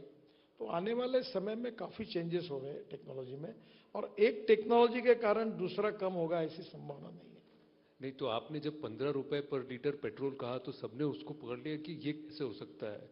और कई बार कहते हैं कि सर खाप तो नहीं दिखा रहे हैं, आप कह रहे हैं दिल्ली में प्रदूषण नहीं होगा, आप कह रहे हैं कि बस से हम जयपुर जा सकेंगे एसी बस में, और अब आप कह रहे हैं कि इथेनॉल एट 60 रुपीज, यानी half the price of petrol. तो ये सब डिस्टेंट ड्रीम्स हैं कि इस जीवन काल में, इस दशक में हम देख सकेंगे? देखिए, सपने दिखाना अच्छा होता है और सपने दिखाने के बाद जनता भी खुश होती है, पर दिखाए हुए सपने जब पूरी नहीं होते हैं तो जनता उस नेता को ठोकने का काम भी करती है। मैं आपको एक बात पक्की बताता हूं, मैं मुंबई में मंत्री था, तो ये Worli Bandra sea link project, 55 flyovers, Mumbai Pune highway जी, ये सब बना है। तब मैंने कहा था कि मुंबई से पुणे 2 घंटे में जाएंगे। तो लीडिंग न्यूज़पेपर ने एडिटोरियल लिखा था मेरे खिलाफ, ये कुछ भी बोलते हैं, कुछ भी कहते हैं। और आज क्या सच्चाई है कि दिल्ली, पुणे से मुंबई 2 घंटे में लोग जा रहे हैं। अभी मैंने कहा है कि दिल्ली से देहरादून 2 घंटे में, हरिद्वार 1.5 घंटे में, जयपुर 2 घंटे में, चंडीगढ़ 2.25 घंटे में, चंडीगढ़ से मनाली 9 घंटे लगते थे, वो 3 घंटे में, ना दिल्ली से अमृतसर 4 घंटे में, अब 9 घंटे लगते हैं, दिल्ली से कटरा 10-12 घंटे 15 घंटे लगते हैं, अभी ये 6 घंटे में। दिल्ली से श्रीनगर 8 घंटे में, दिल्ली से मुंबई 12 घंटे में। अब इसमें से 90% तो आप एक काम कर लो, ये जनवरी के पहले हो जाएगा। और अभी आप में से 90% जनवरी से पहले हो जाएगा। हाँ बिल्कुल। और मैं आपको एक बात बताता हूँ जी। मेरे 35-40 साल के जीवन में, राजनीतिक जीवन में, मैं झूठ कभी बोलता नहीं और झूठ आश्वासन देता नहीं। और मेरे तो आपको पत्रकार तो होशियारी होते, क्या नहीं हुआ बराबर ढूंढ के निकालते। अब मैं इतनी घोषणा कर रहा हूँ, कोई तो निकाले, लगाए ब्रेकिंग न्यूज, कोई लगा नहीं सकता, क्योंकि मैं जो बोलता हूँ वो होता है, और जो होने वाला है वही मैं बोलता हूँ। ये अगली पिक्चर का डायलॉग भी हो सकता है ना, पंच लाइन हो गया। एक बार मैंने कमिटमेंट कर दी तो मैं अपने आप की भी नहीं सुनता हूँ। लेकिन सर आपने मैं आपसे यही पूछने वाला था कि ये जनवरी तक आप कह रहे हैं हो जाएगा 90%, क्योंकि अगर उसके बाद चुनाव हुए, चुनाव के बाद फिर ये सब ड्रॉप हो जाएगा कि? सर ये 90 को आप 99 लगा दो, वैसे 100 ही बोलना चाहिए, पर 1% में छोड़ रहा हूँ। आप कभी गए क्या दिल्ली देहरादून रोड देखा? हाँ गया हूँ। आप कभी देहरादून तक चले जाइए, मैं भी गया था, काफी काम होते हुए आ गए। मैं वो दूसरे जो पुराने रास्ते से गया हूँ वहां पर भी रास्ता, क्योंकि कई सारे वो हाईवेज आ गए तो अब नहीं, पुराने रास्ते से अभी 3.5 घंटे 4 घंटे लगते हैं। जी। ये जो मैं बोल रहा हूँ ये नया रोड है, अक्षरधाम से शुरू होगा, एलिवेटेड रोड है, और एकदम बागपत से जाकर सीधा देहरादून जाता है, ग्रीन अलाइनमेंट है। देखिए ये अभी ये दिल्ली मुंबई हाईवे है, अभी फिर भी हमने जयपुर के लिए एक स्पर बनाने का है, अभी दासना जाना पड़ता है, फिर भी लोग 2.5 घंटे में जा रहे हैं। अब वो दासना से घूमने के बजाय उसके पहले 10 किलोमीटर पहले ही एक रोड मिल जाएगा, तो 2 घंटे में हो जाएगा जयपुर। 2 घंटे में हो जाएगा। तो आप जिस तरह से देश को जोड़ रहे हैं, देखिए आपको सबसे बड़ी बात बताऊं, मैं पहले कश्मीर से कन्याकुमारी तक हमारे भाषण में बोलते थे, हाँ, पर वो कैसा था उसकी चर्चा केवल होती थी। अब मैं आपको बताता हूँ, आप मनाली से रोहतांग पास जाइए, पहले 3.5 घंटे लगते थे, अब 8 मिनट में जाते हैं टनल से बाहर, 8 मिनट। फिर उसके बाद लद्दाख लेह के बीच में हम 5 टनल और रोड बना रहे हैं, उसको टाइम लगेगा पर काम चल रहे हैं। फिर लद्दाख लेह के बाद हमने कारगिल के नीचे झोजिला टनल बनाई है, जो 65-70% हो गई, जिसके कारण 3.5 घंटे बचेंगे। इतना बहुत सुंदर टनल 11 किलोमीटर की। उसके बाद झेड़मोर टनल बनाई। फिर आप श्रीनगर आइए, श्रीनगर से जम्मू के बीच में हम 18 टनल बना रहे हैं, उसमें से 14 बन गई। फिर कटरा वाले रोड को कनेक्ट होंगे और कटरा से आएंगे दिल्ली, और दिल्ली आने के बाद डायरेक्ट दिल्ली से हम लोग दिल्ली मुंबई हाईवे से जुड़कर सूरत तक जाएंगे। सूरत से लेफ्ट हैंड नया रोड बना रहे हैं हम लोग, सूरत से नासिक, नासिक से अहमदनगर, अहमदनगर से सोलापुर, और सोलापुर से कर्नूल, और कर्नूल से त्रिवेंद्रम, कोचीन, हैदराबाद, चेन्नई, कन्याकुमारी, सब साउथ को जोड़ रहे हैं। अब इसमें क्या हुआ कि दिल्ली से चेन्नई का डिस्टेंस 320 किलोमीटर कम हुआ है, और पहली बार ये कश्मीर से Kanyakumari direct express highway link हो गई। क्या बात है। तो ये नेचुरली ऐसे दोनों बाजू से काफी रोड अब जुड़े हुए हैं। आप नॉर्थ ईस्ट जाइए, कोई भी स्टेट में जाइए, आप भी ड्राइवर को पूछिए, आपको जवाब दे देगा। देखिए गाड़ी का परफॉर्मेंस, रोड इंप्रूव हो गया तो गाड़ी का माइलेज इंप्रूव हो रहा है, लेकिन आप जैसे जोड़ने की बात कर रहे हैं, वैसे एक कवायद बेंगलोर में भी चल रही है विपक्ष की जुड़ने की। तो उनके पहले हमने बेंगलोर मैसूर जोड़ दिया, वो 1 घंटे में हो गया विपक्ष जाने के पहले। अब दिल्ली चेन्नई काफी पूरा हुआ है, वो पहले 5 घंटे लगते थे, अब 2 घंटे में हो जाएगा, शायद दिसंबर तक वो भी पूरा हो जाएगा। पर ये विपक्ष के जुड़ने से कहीं आपकी गाड़ी पटरी से तो नहीं देखो, अलग हो जाएगी? विपक्ष जब जुड़ने की यानी बात कि करता बीजेपी है, की। देखो जी, एक कहावत है, अच्छी नहीं है वो, मरता क्या नहीं करता। तो जब वीक हो जाता है तो वीक लोग अक्सर इकट्ठा होने की कोशिश करते हैं। एक पार्टी जब स्ट्रांग बनती है तो वीक लोग साथ में आकर उसका मुकाबला करते हैं। तब उनको सबको पता चला कि अपने बदौलत हम इनको हरा नहीं सकते, तो बेचारे एक होने की कोशिश कर रहे हैं। ठीक है, उनका अधिकार है। पर अगर ये इस तरह से एक हुए तो कुछ कुछ ऐसे क्रिटिकल प्रदेश हैं, आप तो बहुत ज्यादा समझते हैं इसको, जहां बीजेपी को तकलीफ हो सकती है। अगर आपको देखो, आपको याद होगा, मैं जिस दिन राजनीति में मैंने प्रवेश किया, थोड़ा उसके पहले की 71 का चुनाव था जी, और आप शायद, मैं उस समय स्कूल का बच्चा लड़का था, मैं और पैदा भी नहीं हुआ था। हाँ, 75 में मैं इमरजेंसी के बाद राजनीति में आया। जी। पर मुझे याद है तब इंदिरा जी के खिलाफ एक बड़ी आघाड़ी बनी थी। कांग्रेस संगठन कांग्रेस, लोकदल, समाजवादी पार्टी और जनसंघ, और चारों की मतों को जोड़कर ऐसा लगता था कि कुछ तो भी बहुत बड़ा होगा, हम जीतेंगे। पर उल्टा हुआ, इंदिरा जी जीत गई और बड़ी आघाड़ी हार गई। तो राजनीति में 2+2 4 कभी नहीं होते। तो यहाँ पर भी आपको लगता है 2+2 4 होता मुझे होगा? लगता है जो काम मोदी जी के नेतृत्व में हमारी पार्टी ने और सरकार ने किया है, जो 75 साल के अमृत महोत्सव हम मना रहे हैं, और 75 साल में 60 साल कांग्रेस को मिले। जो कांग्रेस 60 साल में नहीं कर सकी, वो हमने 9 साल में करके दिखाया, और वो देश की बदलती हुई तस्वीरें लोगों के सामने है। और लोग निश्चित रूप से देश के विकास के लिए भारतीय जनता पार्टी और एनडीए को मोदी जी के नेतृत्व में चुन कर देगी, ऐसा हमें विश्वास है। अगर ये विश्वास है तो फिर क्यों नया एक गठबंधन जुड़ रहा है? कल एनडीए की बड़ी मीटिंग भी है, तो ओपी राजभर को जोड़ दिया जा रहा है, जीतन राम मांझी आ रहे हैं, महाराष्ट्र जो आपका स्टेट है वहाँ अजित पवार जी और एकनाथ शिंदे जी गुट मिलकर आए हैं। तो ये सब समीकरण क्यों बैठ रहे हैं? कर्नाटका में फिर आप you see JDS is also coming on board. So why is all of this happening? अगर आपको लगता है कि आपने अच्छा काम किया, राजनीति में जैसे अपोजिशन पार्टी यूनाइट हो रही है, वैसे हम भी अपने मित्रों को जोड़ रहे हैं, उसमें आश्चर्य क्या है? पर उससे आपको नहीं लगता कि बीजेपी का कोर ढीला हो जाएगा, जो आपका आइडियोलॉजिकल देखिए, स्टैंड है? चुनाव में ऐसा होता है कि जिस उम्मीदवार को टिकट मिलता है जिसमें इलेक्टिव मेरिट होते हैं, और लोकतंत्र में उसी पार्टी का महत्व होता है जो चुनाव जीतती है। चुनाव जीतेंगे तो हमारा रिलीवेंस रहेगा। तो चुनाव जीतने के लिए 2 चीजें इंपॉर्टेंट होती है। There is a difference between strategy and conviction. Politics of conviction हमारे पार्टी का कैरेक्टर ही है, क्योंकि हम उस सिद्धांत को लेकर चल रहे हैं। पर उसके साथ साथ हम स्ट्रेटेजी के रूप में जितने लोगों को जोड़ सकते हैं और हमारे पार्टी से उनको जोड़ने का प्रयास कर सकते हैं, वो हम अटल जी थे तब से करते हुए आए हैं, आगे भी कर रहे हैं।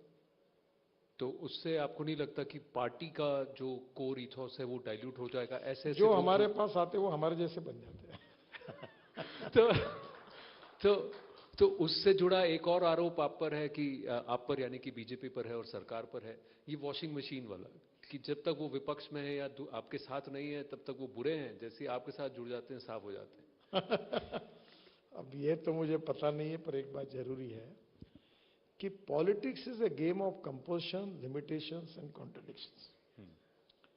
पॉलिटिक्स में सबसे इंपॉर्टेंट चीज होती है कि तुम्हें चुनाव में जीतना चाहिए, तो ही सरकार में आप मेजोरिटी में आओगे, तो ही सरकार चला पाते हो। तो it is a political war, और इसमें हर पार्टी अपनी जीत को प्रोटेक्ट करने के लिए स्ट्रेटेजिकली अलायंसेस करती है। वही हमने किया है। अब जो कल हमारे विरोधी थे आज हमारे मित्र बन गए। तो आज अपोजिशन पार्टी में नहीं हो रहा क्या? हो रहा है। जो केजरीवाल जी को कांग्रेस विरोध कर रही थी, जो अध्यादेश निकला है, तो वो कांग्रेस उसको सपोर्ट कर रही है। तो ये एक समय विरोध किया, एक समय सपोर्ट किया, ये थोड़ा बहुत पॉलिटिक्स में चलते रहता है। हाँ, पर आपने तो यही कहा कि ऑपोजिशन इसलिए कर रही है क्योंकि आपने, जैसे आपने कहा कि मरता क्या ना करता। तो अगर वो डेस्परेशन में कर रहे हैं तो आप क्यों कर रहे हैं? देखो, डेस्परेशन नहीं होता।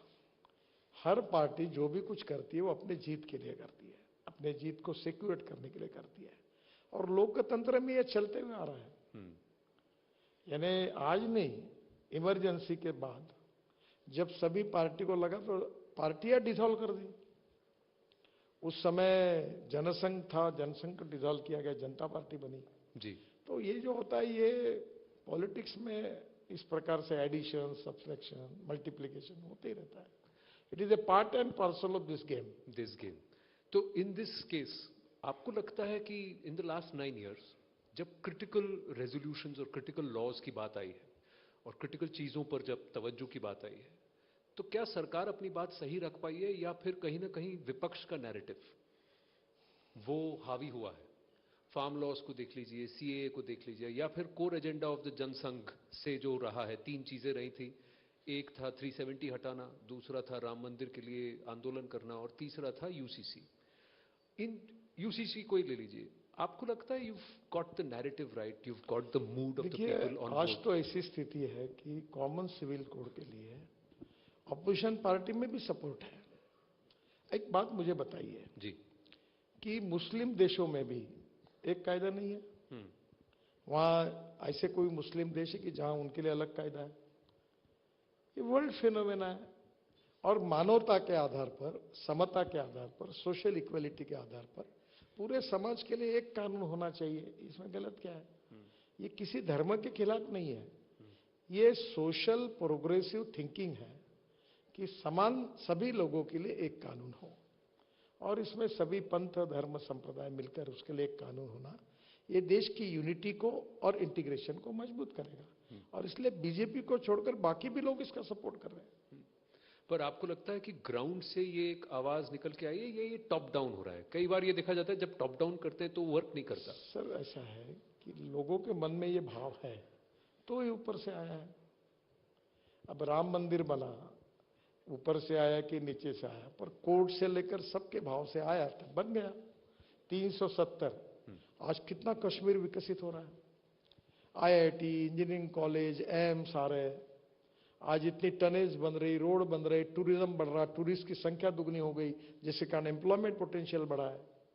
तो आज तो आर्थिक विकास में जम्मू कश्मीर में ये जो 370 के कारण उसकी इकोनॉमिक ग्रोथ को दुगने से गति मिली है। क्योंकि पहले कोई जमीन नहीं, अब बड़े होटल जाना है, कोई ताज को लेना है, उबेर को लेना, तो जम्मू में जमीनें नहीं खरीद सकते थे जी। अब प्रॉब्लम ये हुआ कि वो जहां लोग इन्वेस्टमेंट आ रही, फॉरेन इन्वेस्टमेंट आ रही, यूनिवर्सिटीज आ रही, कॉलेजेस आ रहे, रिसर्च इंस्टीट्यूट्स आ रहे, वहां के एप्पल में इन्वेस्टमेंट आ रही है, कोल्ड स्टोरेज आ रहे, प्री कूलिंग प्लांट आ रहे, हाईवेज अच्छे बन रहे। आपको पता है ये श्रीनगर में रोज कितने हवाई जहाज जाते हैं? 65-70 हवाई जहाज जाते हैं। पूरे देश के टूरिस्ट जाते हैं और टूरिज्म ऐसा सेक्टर है कि 49% ऑफ द कैपिटल एक्सपेंडिचर रोजगार निर्माण करने के लिए खर्चा होता है। तो उससे आज वहां निश्चित रूप से प्रगति हुई, प्रोग्रेस हुआ, तो इसका फायदा हो रहा है।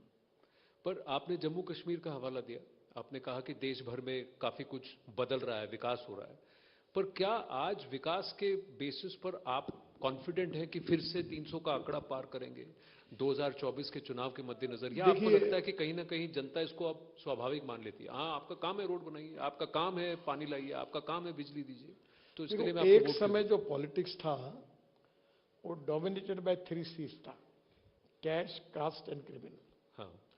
अभी मैं उत्तर प्रदेश से आ रहा हूं, लॉ एंड ऑर्डर की सिचुएशन उत्तर प्रदेश में इतनी अच्छी हुई है कि कॉमन आदमी योगी जी को बहुत धन्यवाद देता है।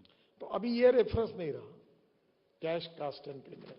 जो नई जनरेशन आई है वो politics of development, politics of progress, innovation, entrepreneurship, अब देश के लिए काम करना चाहती है। जो पढ़े लिखे लोग हैं, आईआईटी के नंबर कितने बढ़ रहे, इंजीनियरिंग कॉलेज की संख्या कितनी बढ़ रही, मेडिकल कॉलेज 650 हो गए। नेचुरली इतने बड़े प्रमाण पर एजुकेशन का विस्तार हो रहा है। प्राइवेट यूनिवर्सिटी 1000 से ज्यादा हो गई और वो भी रेप्यूटेड हो गई। अब कोई अमेरिका पढ़ने के लिए लंदन या इंग्लैंड, यूके नहीं जाता। सब प्रकार का हायर जो अब दुनिया के लोग अपने आते हैं। तो मैं ये कहूंगा कि इसके जो बेनिफिट है जो आम लोगों को मिल रहे हैं, हमने करीब करीब 1400 कानून बदल दिए ईज ऑफ बिजनेस में जी, कि लोगों को तकलीफ ना हो। अभी आरटीओ, मैंने परमिट से लेकर ड्राइविंग लाइसेंस तक इतने निर्णय किए, 47 डिसीजन किए कि आज घर में बैठकर लोगों को काम होते हैं। गाड़ी ट्रांसफर करना, अगर महाराष्ट्र के नंबर की गाड़ी अगर वो दिल्ली आता है तो ट्रांसफर करने में कितनी दिक्कतें थी जी। तो बहुत सी छोटी छोटी बातों को निकालकर ऐसे कानून थे उसको हमने समाप्त किया। ईज ऑफ बिजनेस बढ़ाया, डिजिटल इंडिया को बढ़ाया। अभी पेमेंट, अनुदान का, ग्रांट का, अब इतने किसानों के डायरेक्ट खाते में पैसे जा रहे हैं। उज्ज्वला का बेनिफिट डायरेक्ट जा रहा है। अनेक प्रकार की स्कॉलरशिप बच्चों के अकाउंट में जा रही। पहले ये जाती नहीं थी, 2-2 महीने 3-3 महीने करप्शन होता था। ये जो सुधार हुआ है ईज ऑफ बिजनेस में, एडमिनिस्ट्रेटिव रिफॉर्म हुआ है, डिजिटल सिस्टम्स हुई है, डायरेक्ट पेमेंट मिले हैं, अभी रूपी कार्ड आया, भीम कार्ड आया, जो कुछ चेंजेस हुए उसके कारण लोगों का जो सस्टेनेबल डेवलपमेंट है उसमें जो उनका लाइफ है वो सुसह्य हुआ है। तो गरीब आदमी का भी हुआ है। और जब अड़चन आई कोविड के समय जी, तो हमने कितने बड़े प्रमाण पर अनाज दिया लोगों को। तो मैं ये मानता हूं कि जो इफेक्टिव गवर्नेंस के साथ जो 60 साल में कांग्रेस पार्टी नहीं कर सकी, वो हमने जो 9 साल में करके दिखाया है, यही हमारा रिपोर्ट कार्ड है। और इसी के आधार पर जनता ये पूरा देखते हुए हमको फिर से चुनती है। तो फिर ऐसा क्यों है कि कर्नाटक में आपको हार झेलनी पड़ी? महाराष्ट्र, जो कि संघ का फाउंडिंग माना जाता है, जो कि पॉलिटिकल ऑफशूट बीजेपी संघ से है, आप भी संघ से जुड़े थे और संघ से ही आप पॉलिटिक्स बीजेपी में आए। केरल को देख लीजिए, केरल में सबसे ज्यादा डेंसिटी ऑफ शाखास अगर आप देखें लैंडमार्क पे, सबसे ज्यादा केरल में है, लेकिन वहां पर बीजेपी नहीं है। महाराष्ट्र में आप देखिए कैसे सरकार है मिली जुली, कभी इधर टूट रहा है, कभी वहां टूट रहा है। अजीत पवार जी 4 साल में 3 बार शपथ ले चुके हैं। तो ये क्यों हो रहा है? देखिए, महाराष्ट्र में भी चुनाव तो कोई हुआ नहीं है, होने वाला है। जब चुनाव होगा तब पता चलेगा क्या होगा। और कर्नाटक के चुनाव में नेशनल इशू पर चुनाव नहीं होते हैं जी, जो चुनाव स्टेट इश्यूज पर होते हैं। तो कभी कभी इसका मतलब नेशनल इश्यूज डिफीट हुए ऐसा कहना भी अन्यायपूर्वक होगा। तो मुझे लगता है हर चुनाव के विषय अलग होते हैं, रेफरेंसेस अलग होते हैं और जनता के मन के मुद्दे भी अलग होते हैं। तो नेचुरली मेरा विश्वास है कि जब केंद्र का चुनाव होगा जी, तो politics of progress and development, ये जो काम मोदी जी के नेतृत्व में हमारी सरकार ने किया है, निश्चित रूप से जनता का इसको सपोर्ट मिलेगा। अच्छा, एक कुछ प्रश्न है यस एंड नो पर, उस पर जाएंगे और फिर ऑडियंस से भी प्रश्न पूछेंगे। पर एक मैंने उड़ती हुई खबर सुनी, तो जैसे कहते हैं ना ग्रेप वाइन, कॉरिडोर्स में ये बात हो रही है कि हो सकता है ये चुनाव इसी साल हो जाए, कहीं ना कहीं सारे स्टेट्स मिलकर और लोकसभा मिलकर एक वन नेशन वन पोल, ये एक और आधार रहा है कि देश में एक साथ एक चुनाव होना है। आप क्या इसके पक्ष में हैं? आप क्या इसके, आपको लगता है इसकी तैयारी है? इस विषय पर मैं कोई मत व्यक्त नहीं करूंगा और ऐसी कोई संभावना है कि नहीं, इसका कोई मेरे साथ, मुझे तो कोई दिखती नहीं, कोई चर्चा भी नहीं हुई। अच्छा, मैं आपसे ये पूछता हूं कि आज की तारीख में अगर चुनाव होते हैं, आपको लगता है कि बीजेपी को देश में बहुमत मिलेगा? देखो, आज हो क्या कल हो, जब भी लोकसभा के चुनाव होंगे तो मोदी जी के नेतृत्व में एनडीए को निश्चित रूप से प्रचंड बहुमत मिलेगा, ऐसा मुझे विश्वास है। ऐसा विश्वास है। अच्छा, एक और मैं व्यक्तिगत जानना चाहता हूं, आप काफी टाइम से हाइड्रोजन पावर्ड कार में घूम रहे हैं, हम लोग को कब मौका मिलेगा? देखो, हाइड्रोजन 4 प्रकार का है। पहला हाइड्रोजन कोयले से तैयार होता है, दैट इज ब्लैक हाइड्रोजन जी। जो पेट्रोलियम से होता है वो ब्राउन हाइड्रोजन, और जो पानी से बायोमास से तैयार होता है वो ग्रीन हाइड्रोजन। हाइड्रोजन के लिए क्या है कि अभी बंगलोर में इलेक्ट्रोलाइजर की फैक्ट्री है। हम वर्ल्ड में, India is number 1 highest manufacturer of electrolyser.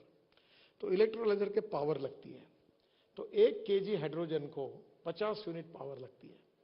तो कम से कम भी कीमत निकाले तो 150 रुपए पावर की हो जाती है। अब ये जो हमारे देश में बायोमास को ये बायोडाइजेस्टर में डालकर उन्होंने उसी को विदाउट पावर अब हाइड्रोजन तैयार किया है, तो इसमें काफ़ी रिसर्च चल रहा है।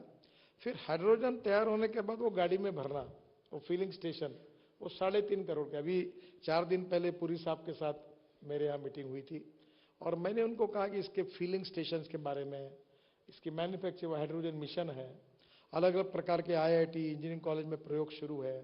अब मेरे पास जो गाड़ी है उसका नाम है मिराई जी। मिराई ये जापानी वर्ड है, तो मिराई का अर्थ है फ्यूचर। तो ये मैं अभी हाइड्रोजन फरीदाबाद के इंडियन ऑयल के इंस्टीट्यूट से भरता हूँ। तो अभी धीरे धीरे, आज मैं इसका उत्तर नहीं दे सकता, पर अप्रोक्सीमेटली अंदाज से बता रहा हूँ ताकि you don't take it my commitment, पर 2 साल के अंदर हाइड्रोजन फिलिंग स्टेशन और हाइड्रोजन की गाड़ियाँ मिलेगी।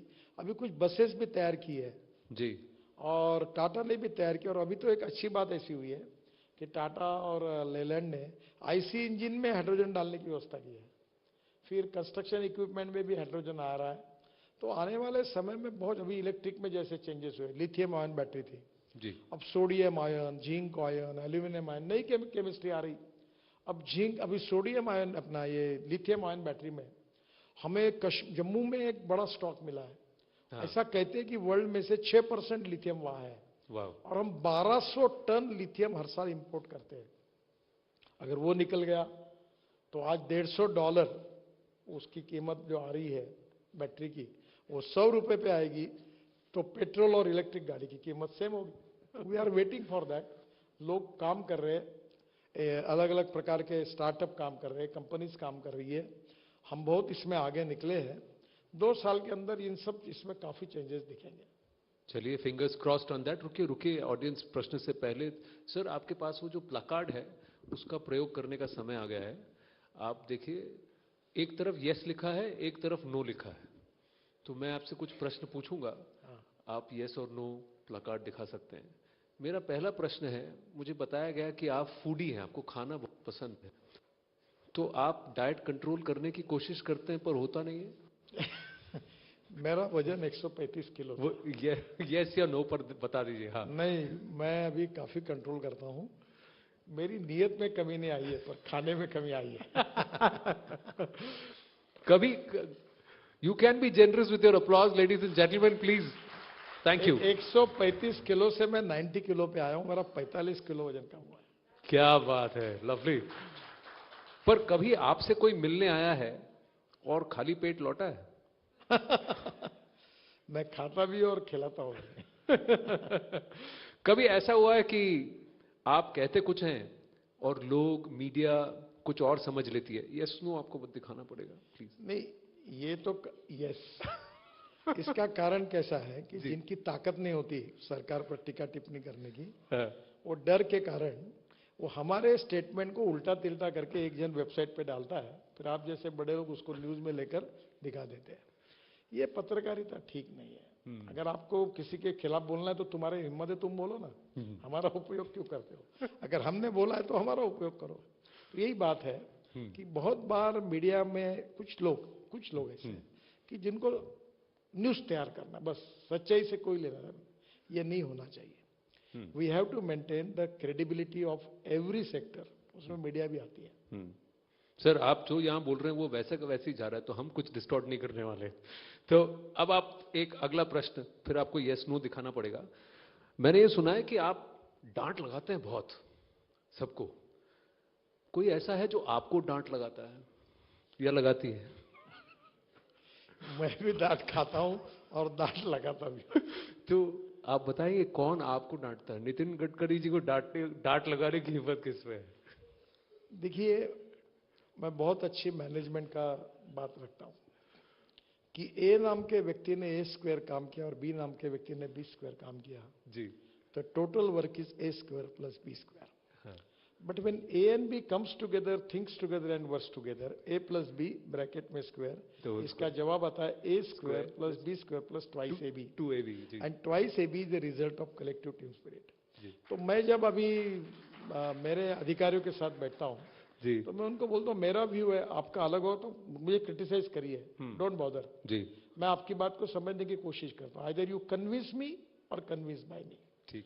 तो मुझे कभी कभी, मैं किसी से भी बात करते हुए कोई मुझे क्रिटिक होता है और मुझे बोलता है कि तुम गलत बोल रहे, तो मैं उसको नाराज नहीं होता, मैं सुन लेता हूँ और समझता हूँ कि अगर ये सही में है तो सुधारना चाहिए। अच्छा, फिर और वैसे पत्नी तो डांटती रहती है। वही तो मैं आपसे जानना चाहता था। एक बार उसने मुझे बताया था कि तुम बता रहे हो कि पानी से हाइड्रोजन निकलेगा, वैसे वो राजनीति में मेरे परिवार में कोई नहीं है। हाँ। तो हमारे यहाँ बात भी नहीं होती। तो एक बार उसने कहा, मैं सुनती हूँ आपने कहा कि पानी से हाइड्रोजन निकलेगा, हाइड्रोजन से गाड़ी चलेगी, अब मेरा ही तो विश्वास नहीं बैठ रहा तुम्हारे ऊपर, तो दुनिया का क्या बैठे। तब मेरे ध्यान में आया कि मेरे में और लोगों में बहुत अंतर है। फिर मैंने विक्रम किर्लोस्कर को फोन किया, जो टोयोटा इंडिया का चेयरमैन थे, अभी देहांत हो गया उनका। मैंने कहा, विक्रम मुझे हाइड्रोजन की गाड़ी चाहिए। बोले सर कहाँ से लो? मैंने बोला आई डोंट नो एनीथिंग, मुझे चाहिए। तो कहीं से लाओ? बोला क्या हुआ? बोला मेरी पत्नी भी मेरे ऊपर विश्वास नहीं करती, इसलिए तो फिर मैंने वो हाइड्रोजन की गाड़ी लाई और मैंने सब मुख्यमंत्रियों को, योगी जी आते, सबको घुमाता हूँ, ये देखो हाइड्रोजन पे गाड़ी चलती है। क्योंकि मैं पेट्रोल डीजल को और गैस को इस देश से हद्दपार करने की इच्छा मन में रखता हूँ। रखते हैं। चलिए आगे जाके होता है कि नहीं। अगला प्रश्न सर, फिर से प्लकार्ड। कभी ऐसा हुआ कि आपने किसी को कोई और समझकर उससे लंबी बातचीत की हो? ऐसा नहीं हुआ। अच्छा, चलिए, लोकसभा 2024 लड़ने की तैयारी है आपकी? पार्टी निर्णय करेगी। आपकी तैयारी है कि नहीं? मेरी तैयारी की जरूरत ही नहीं, मैं टिकट मिल गया तो जीतने ही वाला हूँ। मेरे यहाँ सब पार्टी मेरे को सपोर्ट करती है, तो कोई प्रॉब्लम ही नहीं है। कभी कभी आपको लगता है इतने लंबे करियर में कभी ऐसा कोई लम्हा आया कि आपको यार ये मेरे साथ नाइंसाफी हुई? मुझे कभी नहीं लगता। सर कौन yes, no दिखाना पड़ेगा सर, हाँ, प्लीज। नो। नो। और मैं देखो, मेरी औकात और हैसियत से मुझे बहुत ज्यादा मिला है, और मैं कभी लोग अच्छा भी कहे बुरा भी कहे, मैं अपना काम करते रहता हूँ, और मैं व्यक्तिगत आनंद लेता हूँ। जब सुनना है तो गाने सुनता हूँ, गजल सुनता हूँ, जो है मैं अपना लाइफ अपने हिसाब से चलता हूँ। मुझे आप क्या बोल रहे हैं और क्या कह रहे हैं इससे कोई लेना देना नहीं। अच्छा, लास्ट 2 गाने का आपको शौक है? हाँ, सुनते रहता हूँ। गाते भी हैं? नहीं मैं बाथरूम सिंगर हूँ गाता हूँ। अच्छा, कभी कोई इंपॉर्टेंट मीटिंग बंक की है ये कह के यार तबीयत खराब है? कभी नहीं की। कभी नहीं, तो नो फिर नो। से प्लीज। अंतिम प्रश्न, कभी दुश्मन से दोस्ती निभानी पड़ी है? मेरा दुश्मन ही नहीं कोई। क्या? मैं पार्लियामेंट में मेरे डिपार्टमेंट पर जब बोल रहा था तो 75 member of parliament from all political party जी, सबने मेरा अभिनंदन किया और सबने मुझे धन्यवाद दिया। तब मैंने कहा कि मैं आरएसएस वाला हूं, बीजेपी वाला हूं, मेरी अपनी आइडियोलॉजी और आप इसके विरोध में हो, जी। फिर भी आप सब लोग मुझे अच्छा कह रहे हो, इसमें मुझे बहुत आपका मैं आभारी हूं, धन्यवाद देता हूं। मेरे को कोई अपोजिशन, मैं काम में भी डिस्क्रिमिनेशन नहीं करता। सही काम जो होगा, कानूनी काम होगा, वो कोई भी आए उसका कर देता हूं। ठीक। सर, मैंने तो समय आपसे काफी ले लिया। We have run out of time. We're going to ask, I'm putting up Tushar there. Let's start with Tushar and then the lady here. And then we take 2 questions. We take 2 questions. Quickly. Good evening, sir. देश में जो भी सड़कें बन रही हैं, expressway बन रहे हैं, हाईवे बन रहे हैं, मैंने लद्दाख में देखे, सिक्किम में देखे, असम में देखे। खुद मुझे गाड़ी चलाने का बहुत शौक है, तो मैं घूमता रहता हूं। एक जो दुविधा आती है, जो रॉन्ग साइड ड्राइविंग है, उस पर अभी भी बहुत स्ट्रांग लॉ नहीं है एक्सप्रेसवे पे, और उससे कहीं ना कहीं जो एक पूरी एफिशिएंसी है उस एक्सप्रेसवे की, वो अंडरमाइन होती है। तो उसके अगेंस्ट कोई और स्ट्रॉन्गर लॉ आ सकता है जहां रॉन्ग साइड ड्राइविंग को, चाहे वो बस हो, गाड़ी हो, पब्लिक हो, प्राइवेट हो, वो व्हीकल इंपाउंड हो, मतलब लोगों को एकदम डिस्करेज किया जाए एक्सप्रेसवे से रॉन्ग साइड जाने मैं पर। बताऊं, अभी एक मेरठ, दिल्ली मेरठ हाईवे पर जी, एक रॉन्ग साइड से बस। एक स्कूल बस खाली आई जी, और 6 लोग बैठ के एक्सीडेंट हुआ। मैंने वो देखा पूरा। अब इसका संबंध ह्यूमन बिहेवियर से है। हमने रोड सेफ्टी के लिए नए एक्ट बनाया है, कानून के प्रति डर भी नहीं और सम्मान भी नहीं। और ये मैं स्वीकार करता हूं कि मैं 9 साल बहुत कोशिश कर रहा हूं, फिर मैं बहुत ज्यादा सफलता नहीं मिली।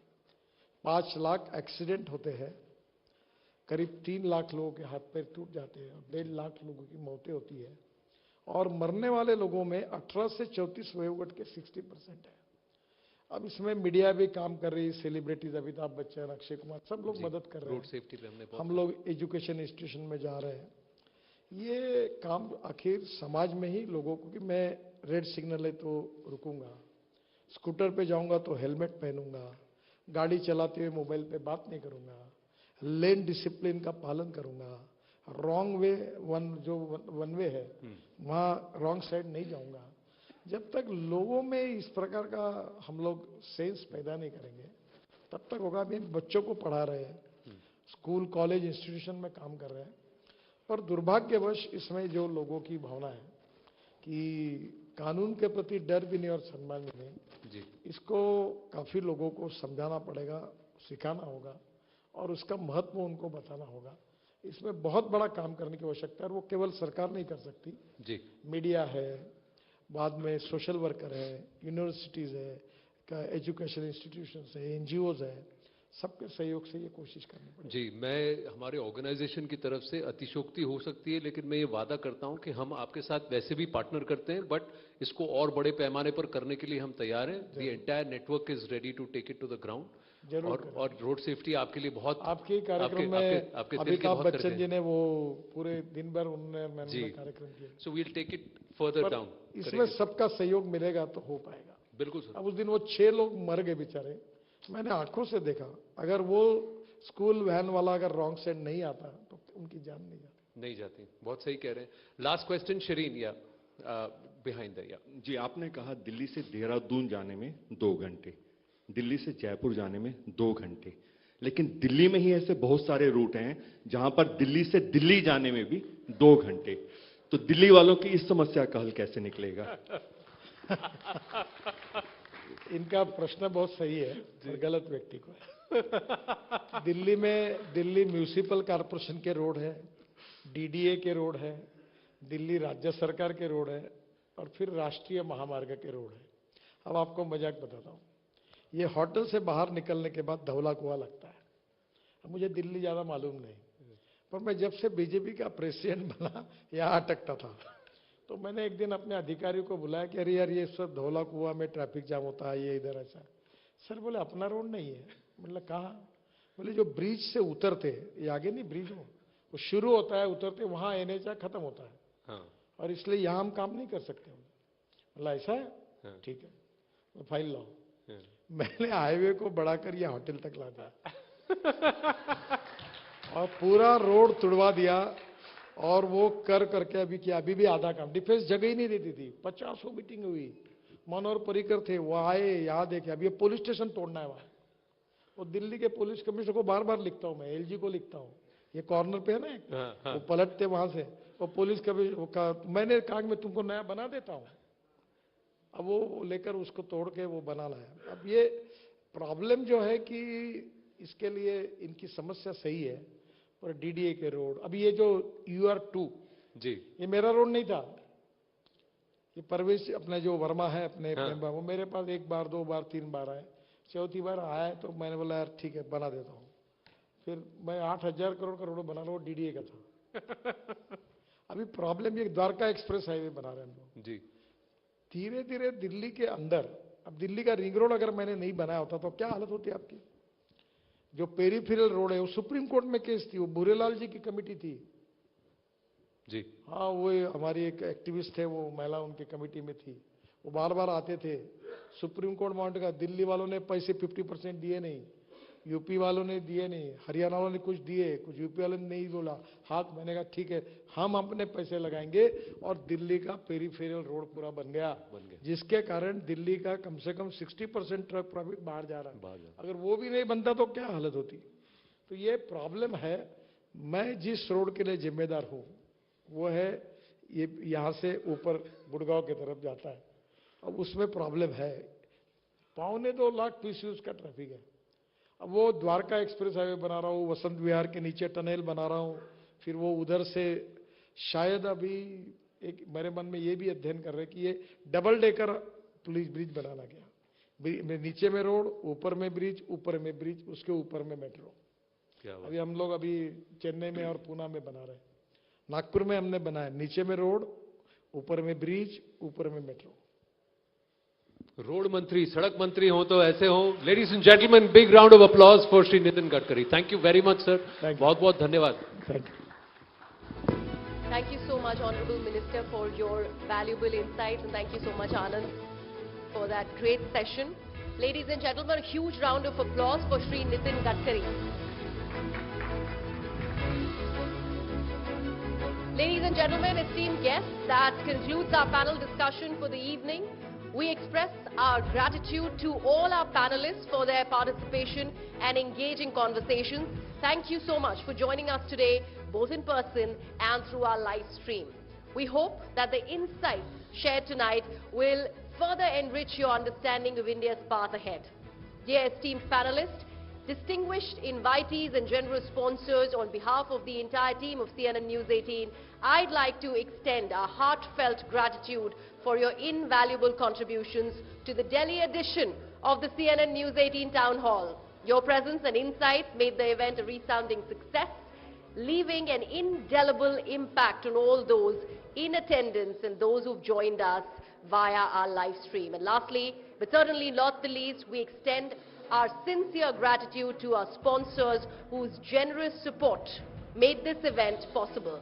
Our sponsors, Epson India, associate sponsors, Honda Motorcycles and Scooters India Private Limited and Reliance Industries Limited, and also our on-ground partners, Sampoorna Advertising. To each and every one of you, we offer a heartfelt thanks for being a part of the CNN News 18 Town Hall. Your presence and contributions have enriched the event, and we are grateful for the opportunity to have hosted such an esteemed gathering.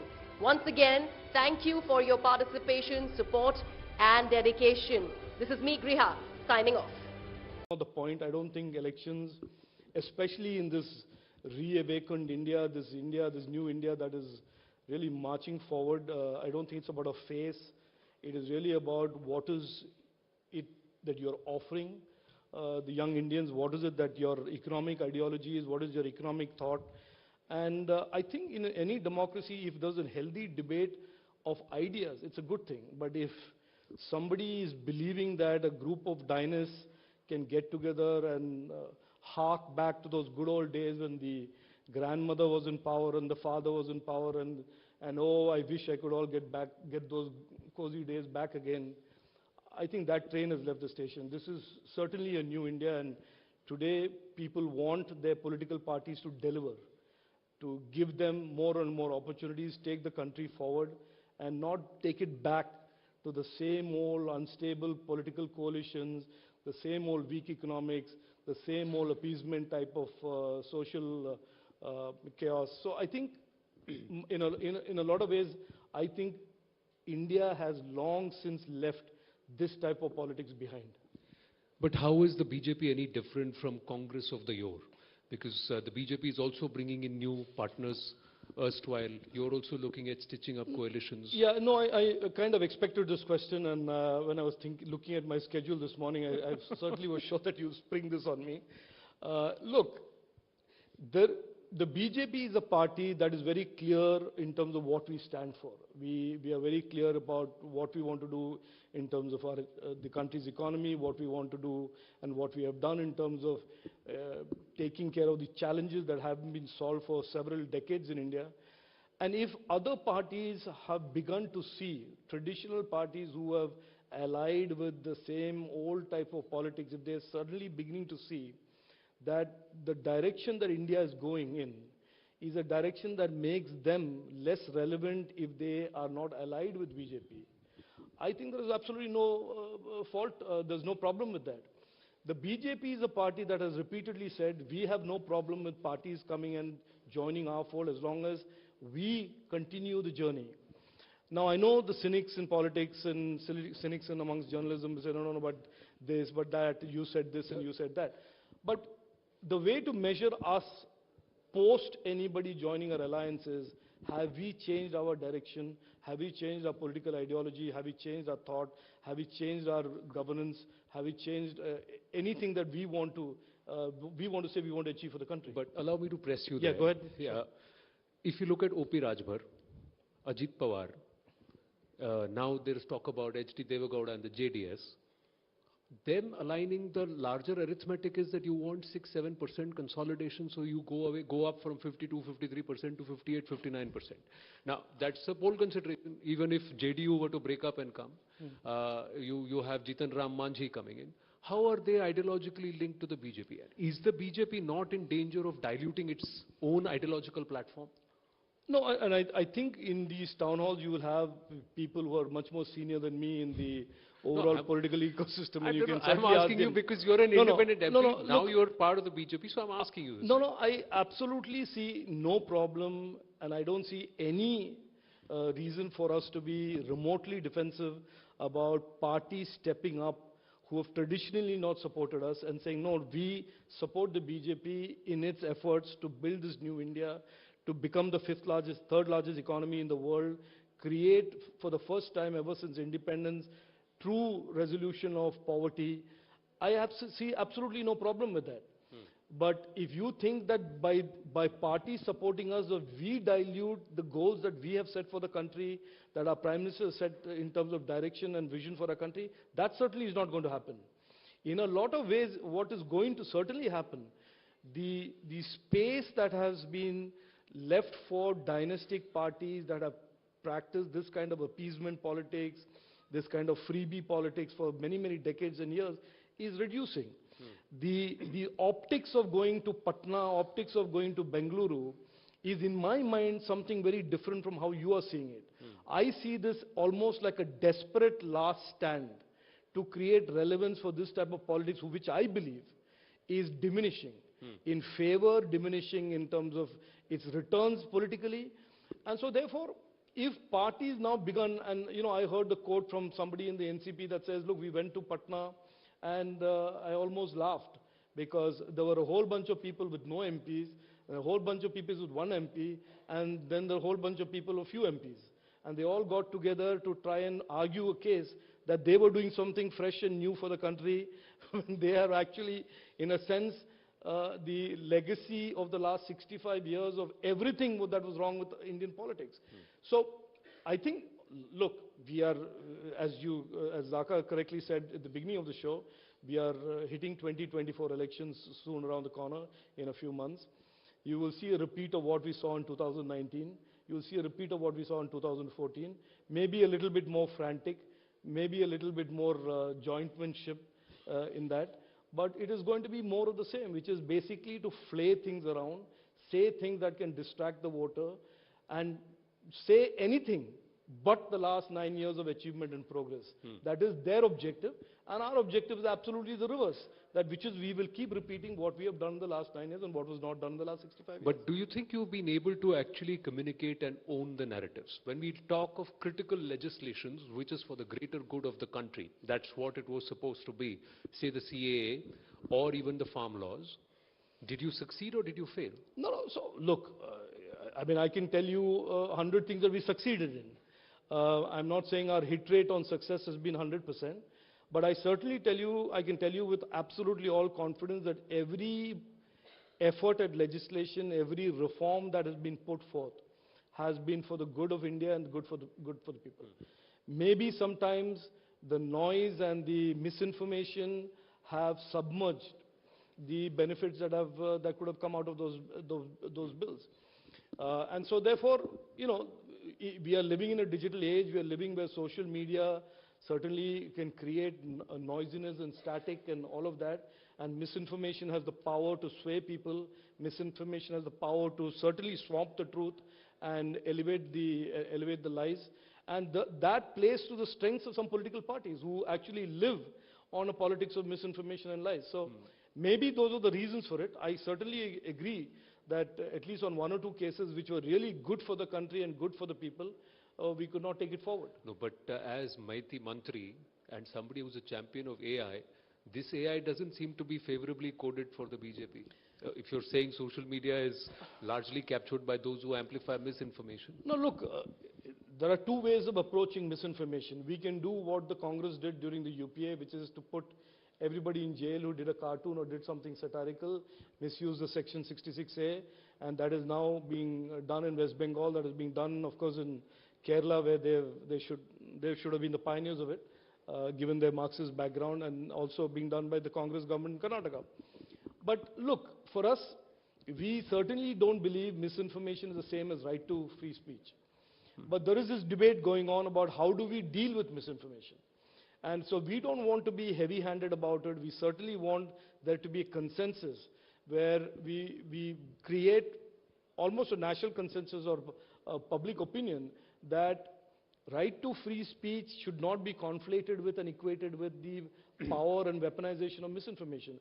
And especially in a democracy like ours, where we have now 85 crore Indians online, 120 crore Indians are going to be using the internet by 2025, that misinformation can be truly weaponized and used against not just the state, can be used against individuals, used against organizations, etc. So our approach is getting more and more people on board to understand that these are problems, and then to legislate around the problem rather than to use a stick. And as a consequence, we pay the price for it. But one of the criticisms for the government is that you allow industries to flourish and then you decide to legislate. Now, the gaming industry is the latest, which is a little upset. No, again, I think this is being oversimplistic. The GST Council's findings is the GST Council. I make an effort to clarify, is not the government of India. The GST Council, as you know, is represented by all the state governments, so it is truly a federal organization, and state governments and state finance ministers and the government of India have come together and created a GST framework. Now, that is a consequence of 3 years of work that they have done. And while we may quibble with what they have found and what they have not done, and the industry seems to be unhappy with it, we have to also recognize that the process of creating a regulatory framework for online gaming has only started in January of 2023. And we are only in the early stages, nascent stages of creating a predictable, sustainable, permissible online gaming framework. And so we will do that, and we will go back to the GST Council and maybe request their consideration on the facts of the new regulatory framework. But I hear the noise, and I hear some people saying it's anti-constitutional and XYZ, and sorry to say this, but they're totally, certainly wrong. But as a techpreneur and a neta, do you sometimes have a confusion? Which side of the fence am I sitting in? No, I think it is better to slowly progress and evolve these frameworks that are sustainable than doing things in a hurry just because you are reacting to a soundbite or to an angry industry or an angry startup, and then create downstream mistakes. We believe today, and the Prime Minister is very clear in the digital space, do everything that from a perspective of the next decade, the India decade. So the laws, the rules, all go through detailed, deep consultation with stakeholders, and then we get people on board. The online gaming rules that have come out went through almost 3.5 months of consultation. And I want to tell you that what the government started with and what we ended with were totally different as a consequence of the consultation. So it's better to do it right than to do it fast. Okay, so there's still hope for the gaming industry, saying you may go back to the GST Council. I have limited time, so one more important aspect. Interestingly, ladies and gentlemen, as an independent MP, he championed the cause of Christian women in the Coorg and Mysore regions in Karnataka to get them the right for inheritance. So let me ask you, sir, is UCC a poll gambit by the BJP?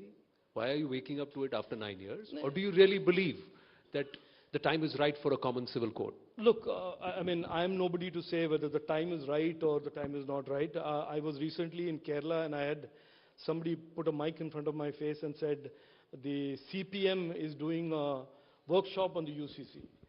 And I asked them how many women were in the workshop. And it turns out that they had invited no women, but they were waxing eloquent about UCC being this terrible thing. What the Honorable Prime Minister said in Bhopal is worth repeating and repeating again, because he said something in the context of Tushtikaran, appeasement. And he asked a question to the country.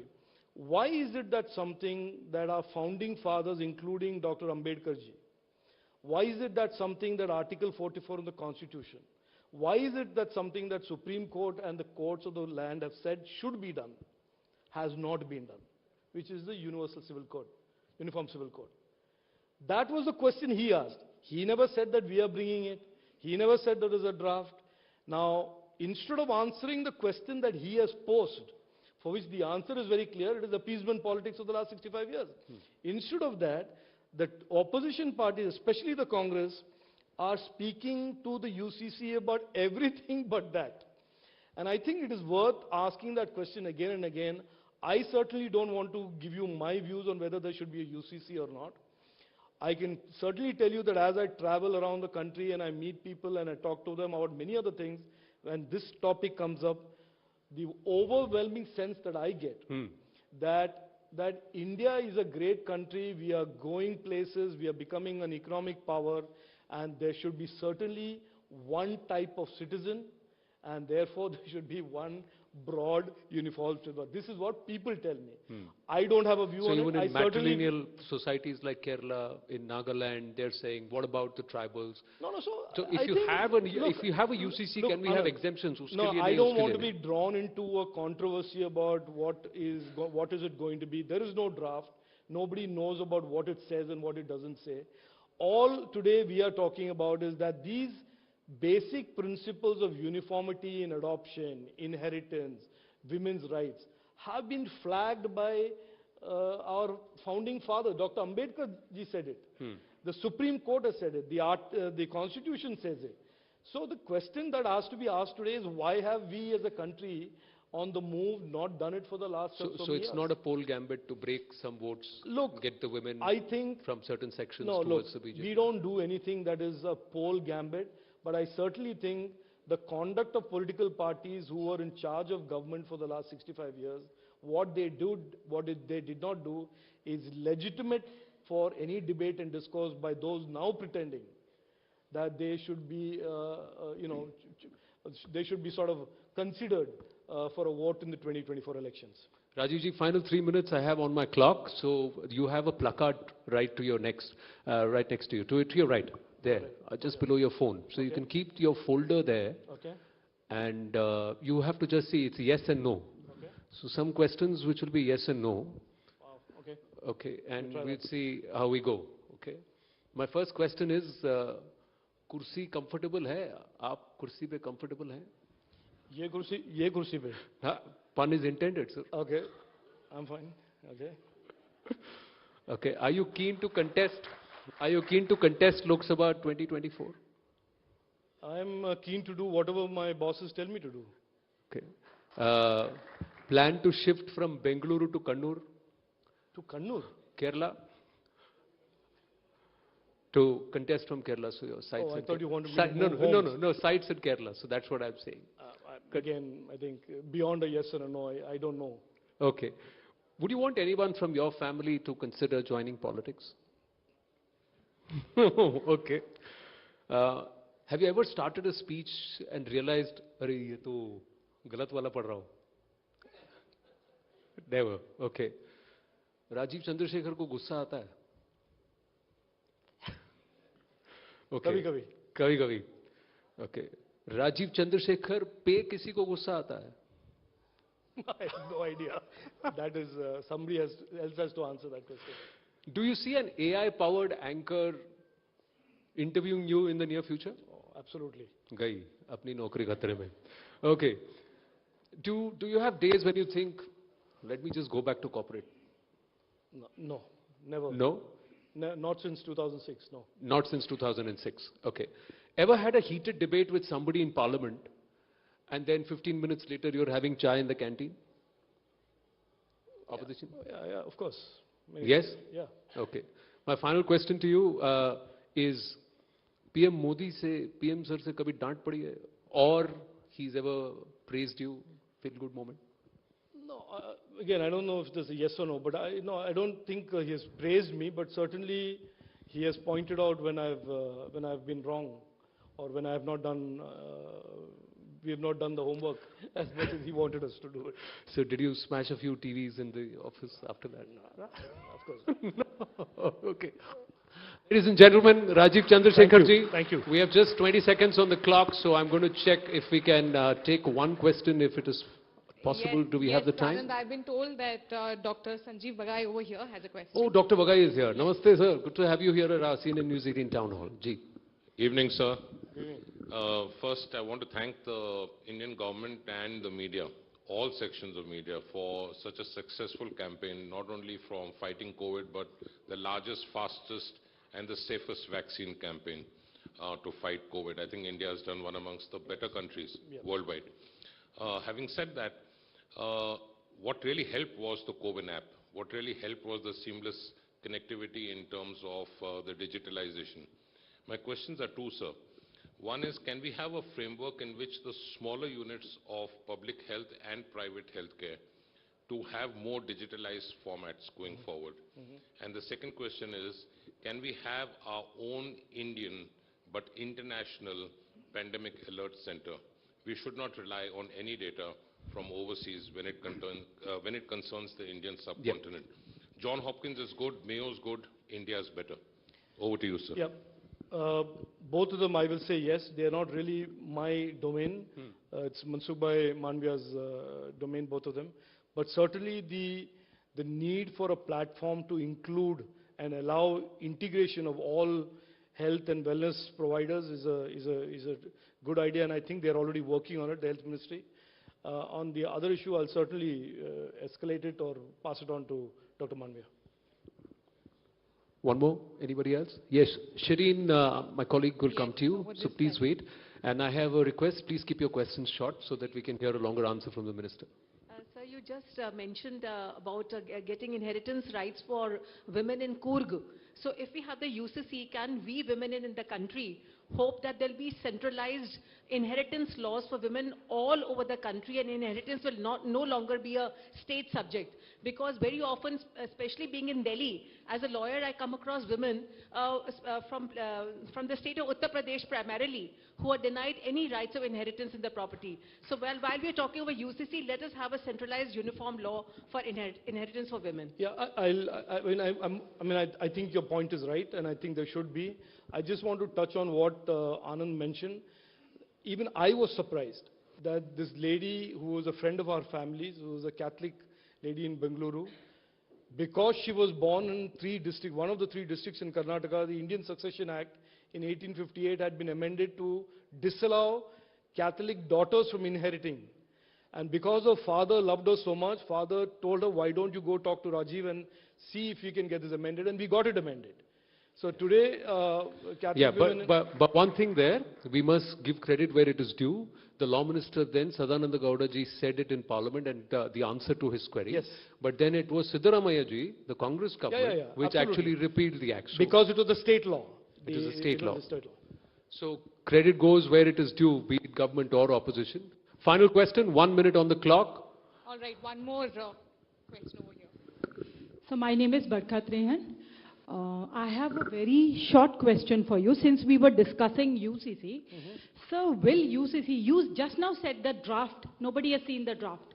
But still, sir, you might be talking in the parliament about it. So I want to know, will UCC cover all genders?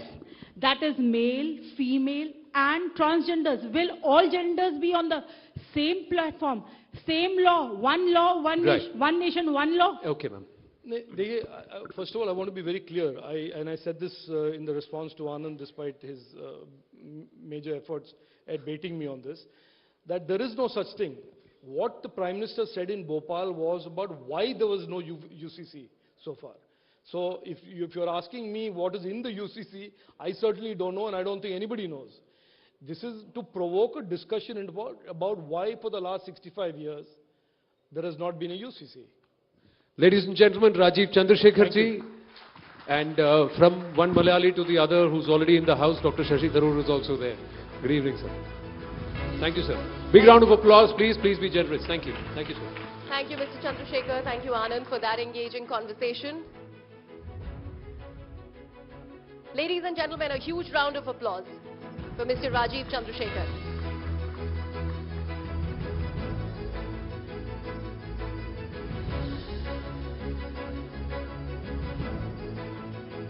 Now let us move forward to our next guest, a personality who embodies a unique blend of politics and wordsmithery. Dr. Shashi Tharoor, a member of parliament from the Indian National Congress, has not only authored numerous books, but has also made captivating speeches that showcase his idiosyncratic vocabulary and clipped English accent. It is also worth mentioning here that he has even coined the term pre-porn, officially recognized by the Oxford Dictionary.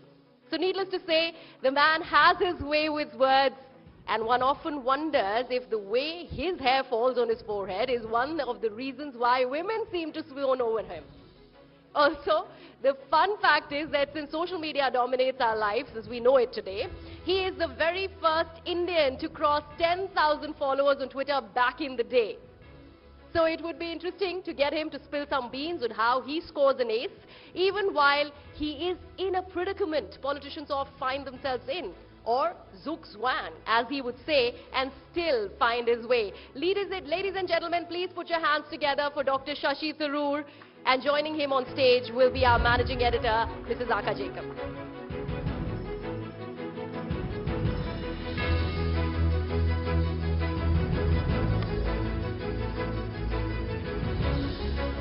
Thank you very much, Dr. Tharoor. It's always difficult as a TV anchor to be interviewing or moderating a discussion with somebody who's been described as a wordsmith.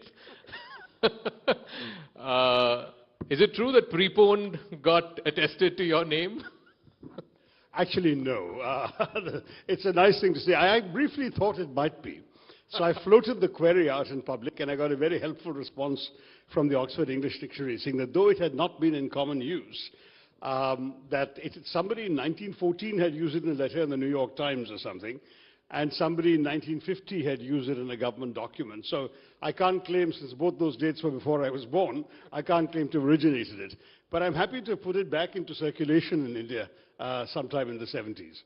All right, so let's start with the G20 presidency. This is the year of India's G20 presidency. I believe that over 100 G20 meetings have happened in the course of the last 1 year during India's presidency. How do you see India seizing this moment? Is it a sort of an announcement that India has arrived on the world stage, much like, let's say, the Beijing Olympics was for China?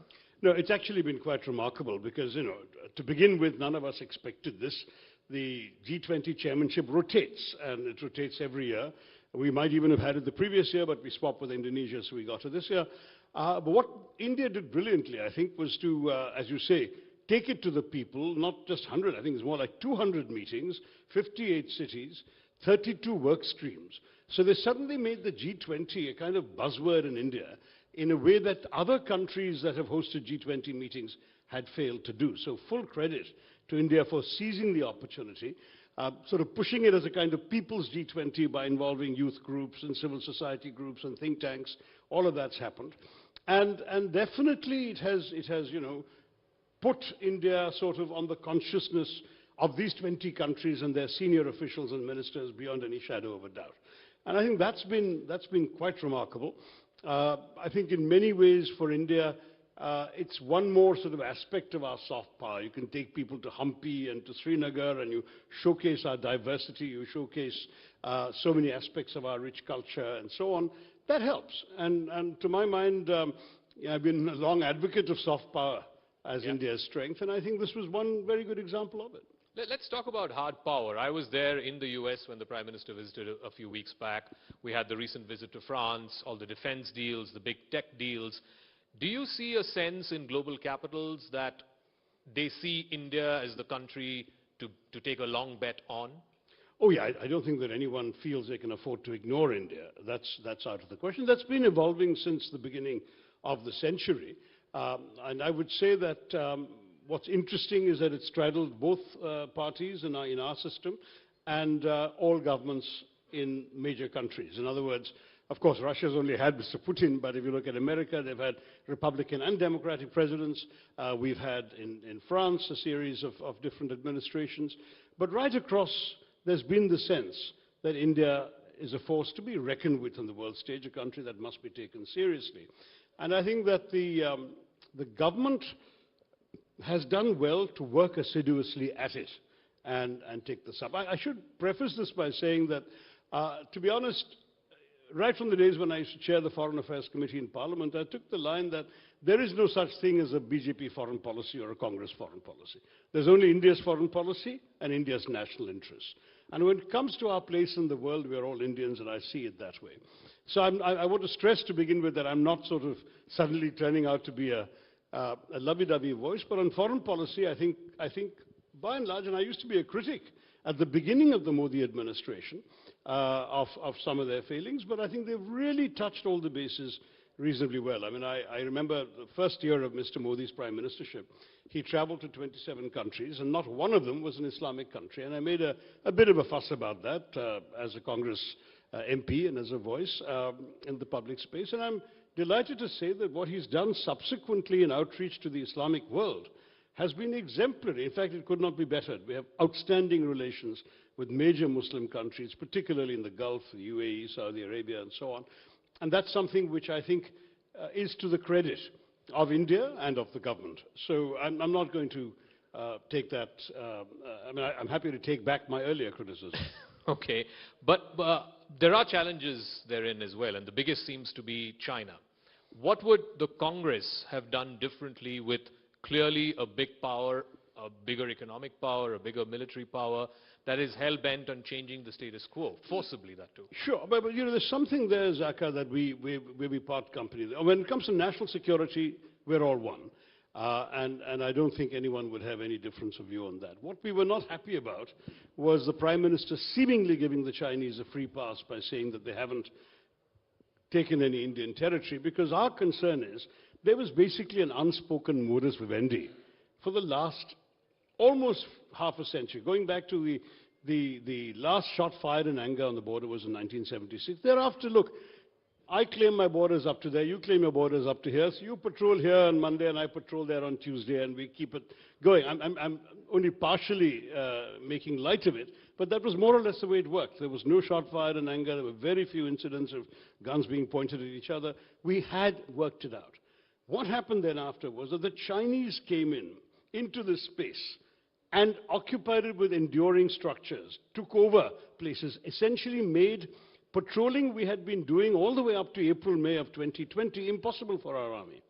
Now that's, whether it's technically Indian territory or still disputed territory that they've occupied, is a different issue. Our Prime Minister, we felt, should not have given the Chinese a free pass on that. That's one area on which the Congress was critical. A second concern we have is, there's a number of places that are not entirely comfortable right across the LAC. We've talked about Ladakh mainly because that's where the 20 Jawans were killed, but you go all the way up to Arunachal. Now what you're seeing is there are a number of points which we used to patrol which are no longer accessible to us. In Ladakh, there was this paper that came out that the government quickly disowned, which said by senior police officers in the area that 26 out of 65 patrolling points are no longer accessible to our folks. That's bad news. Now, I understand that our business community wants to import Chinese goods. Our manufacturers feel that China has a lot to offer us that we can't do without. But that on the one hand, we go around doing something frankly rather tokenistic like banning 58 Chinese apps, a slap on the wrist.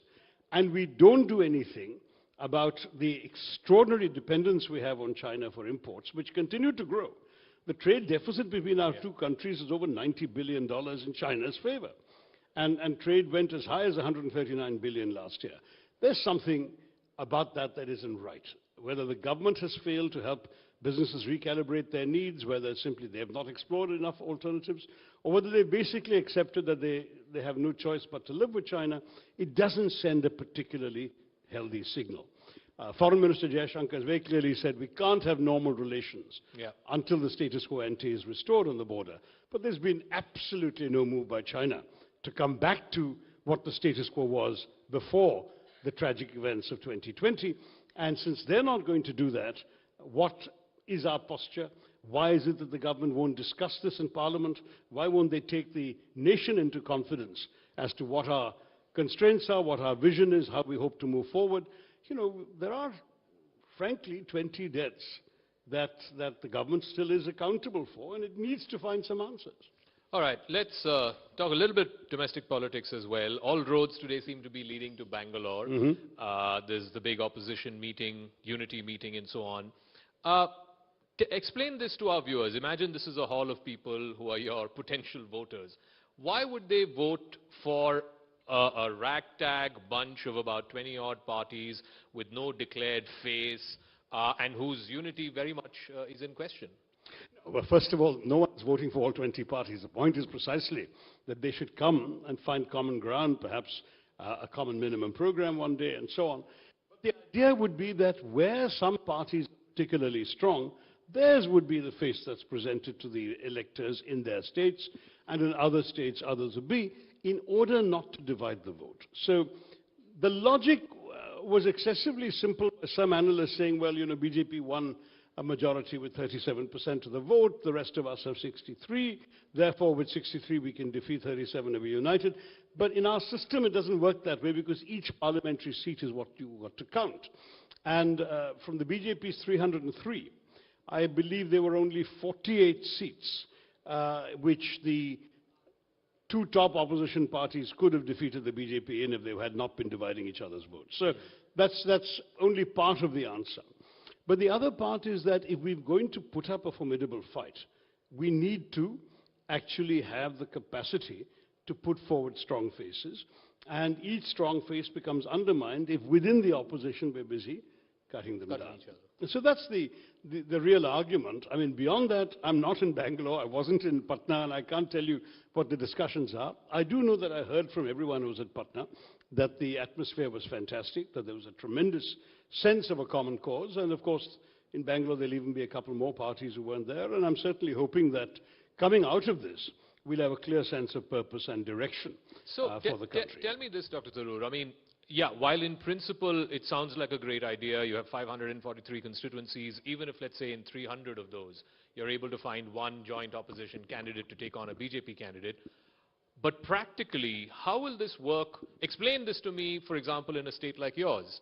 Are you going to have some kind of understanding with the left parties? It's always LDF versus Unlikely. UDF. Unlikely because, of course, the history of the state is such that the rivalry between the CPM-led LDF and the Congress-led UDF is so fundamental, I mean, so almost existential, that you're not going to see any meeting of minds.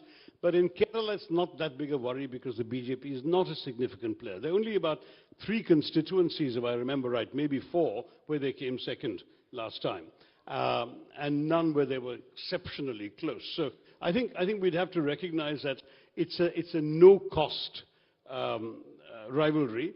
And there's a great example of 2004, when the CPM drubbed the Congress. In fact, they won almost all the seats in Kerala and Congress came out as 0 MPs.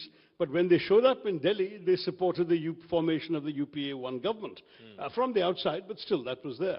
So I think that you have to understand that there is a difference, both for the political parties and for the voters, between state rivalries and national. So at the state level, you will have people saying our old rivalries remain, and at the national level you'll cooperate. But there may be some states where they can overcome those distinctions. So I'll get one question in before we open it up to the audience, and I'm sure there are a lot of audience members who are keen and eager to ask you questions. Just in terms of, what's happened in this whole project opposition unity, just what's happened in Maharashtra over the last few weeks, that is a body blow, wouldn't you say? That in Maharashtra you had this 3-party alliance, you lost power, and now both of those parties, 2 out of those 3 parties, there's a vertical split. Yes, but I suspect it's going to be rather short-lived in terms of its impact, because ultimately the voters will be the ones deciding. And I suspect that a fair amount of voters have been turned off by the blatant cynicism involved in these exercises. We saw a similar change in Karnataka, where essentially an election which, frankly, the other side had lost was turned around through Operation Lotus, which often is a code name for naked money power. And the government was formed by the BJP. It was then rejected by the voters at the first opportunity. It could happen the same way in Maharashtra. And obviously, none of us can predict, but my argument would be that I don't think people can afford to be too complacent. In the short term, you can buy people and form a government. In the long term, you can't buy millions of voters, so we'll have to see what the voters decide. All right. Let's open this up to our guests. My colleague Sharon is there with the mic. So I see the lady there in the... Yes. So a lot of women requests are coming. So I will start with... Good evening, sir. Good evening. Who is the leader of the opposition? Who's the face? Well, each party has its own leader. I'm talking about Congress. Oh, in the Congress, as you know, the president of the party is Mr. Kharge, and sort of the, what shall we say, the sort of leading figure in the party is Rahul Gandhi. Of that, there's very little doubt. The chairperson of the Parliamentary Alliance is Sonia Gandhi. All that exists. But if you mean this from the point of view of what face would be presented to the nation in the election of 24, I think the short answer that I am inclined to give right now is, first of all, that hasn't been decided. The parties will have to get together and decide if they wish to put forward one face or not. My guesswork is not, because one of the great slogans the Congress party came up with in the 2014 election was about the simple message, "Main nahi, hum." And we've seen for 10 years a politics of main, which honestly a more credible answer can be hum. Here's a bunch of collective leaders coming together in order to present themselves to the nation, saying we'll work together to solve your problems, rather than one person saying I'm the white knight on the stallion who's going to cut through all the Gordian knots and solve all your problems, because that hasn't always worked very well, judging by unemployment, inflation, and many other challenges. But the Congress party's white knight, Mr. Rahul Gandhi, is a disqualified MP, and unless he gets his conviction it's still stayed, pending before the Supreme Court. Let's see how that goes. But you're hopeful he'll be able to contest the next election? I am, because, it's quite an unusual situation, Zaka, that you have an MP disqualified for 2 years, which happens to be the only case of anyone being disqualified for 2 years of criminal defamation since 1947. And 2 years conveniently happens to be the minimum period required to disqualify you from Parliament. So there's something here that really, frankly, doesn't smell right. And I think the Supreme Court will look at this very carefully. All right. Yeah, one more the question. gentleman there in the white shirt.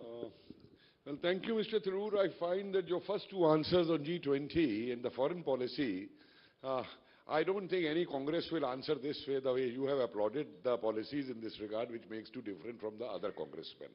And that takes me to my second question, that with your intellect and all, then how can you support a party who has a secret alliance with China, and even the top party functionaries don't know what are the clauses of the treaty with China? Number one.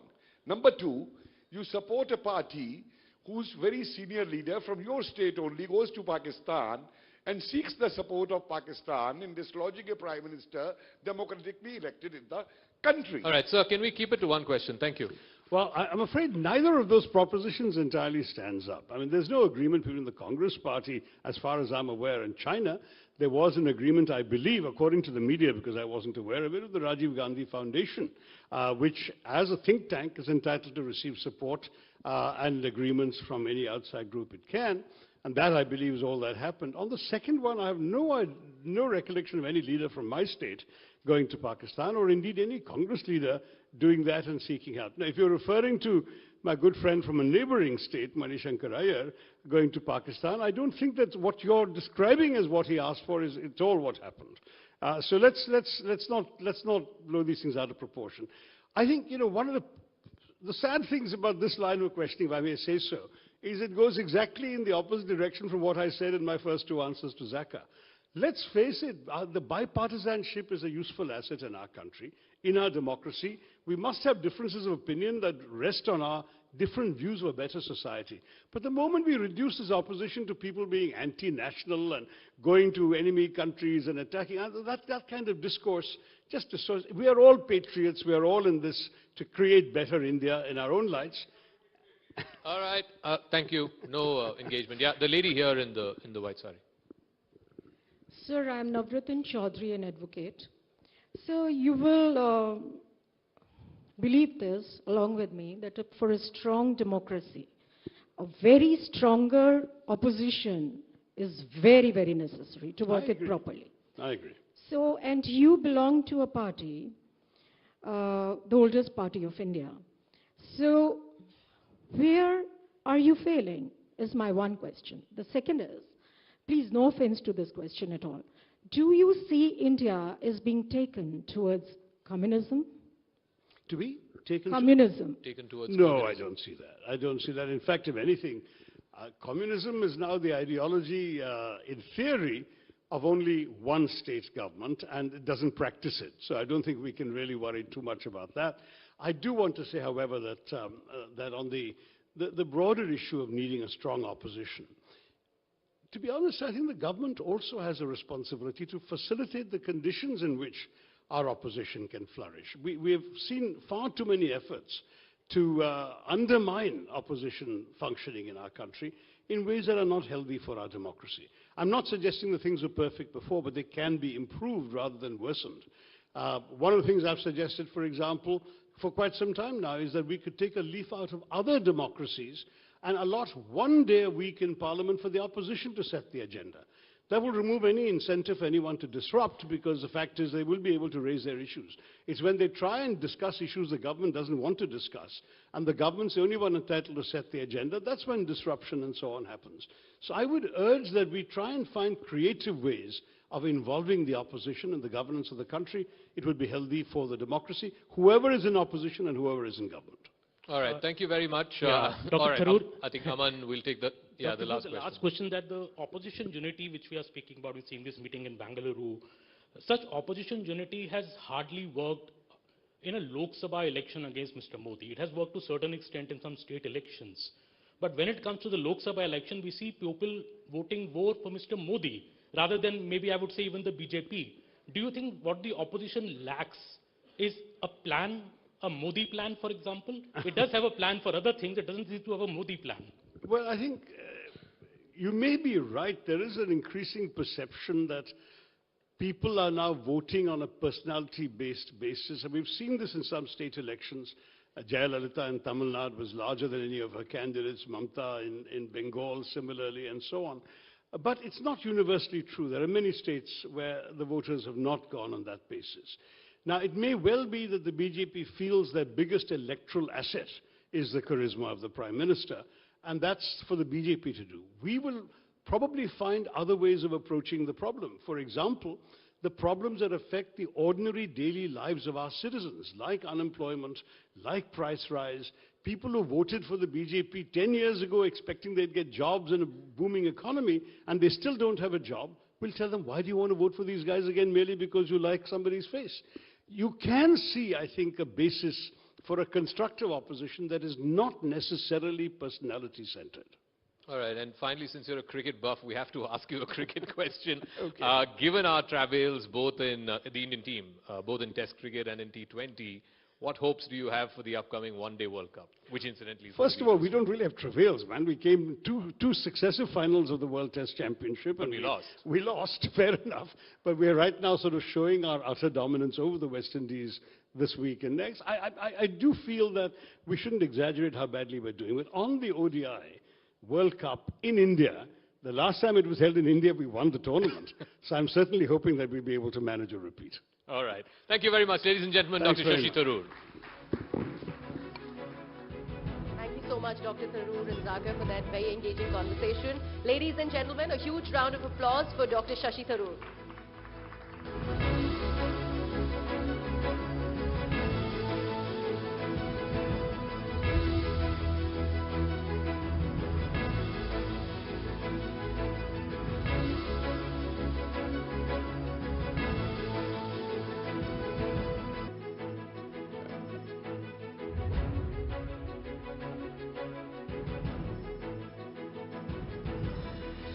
Ladies and gentlemen, I hope you are enjoying the sessions that we have for you this evening on CNN News 18 Town Hall.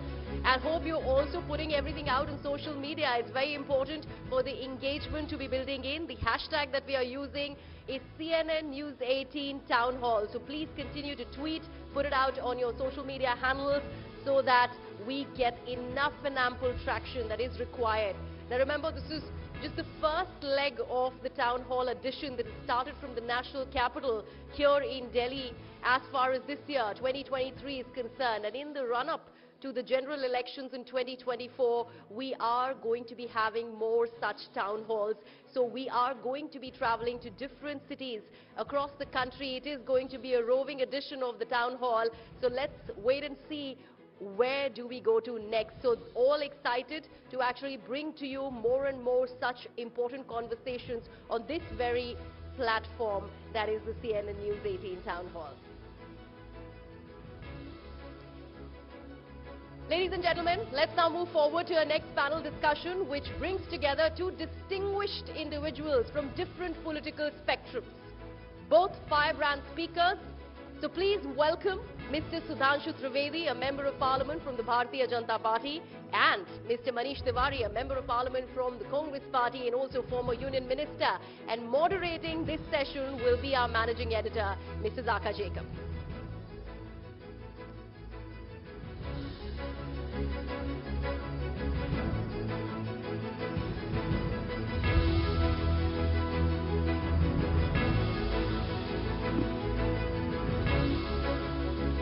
Thank you very much, Sudhanshu Trivedi ji, Manish Tiwari ji. Thank you very much for joining us on the CNN News 18 Town Hall. The topic is Road to 2024, and we couldn't have thought of a better time because today all roads seem to be going to either the Town Hall or to Bangalore. 26 opposition parties, Dr. Trivedi, are in Bangalore today and tomorrow.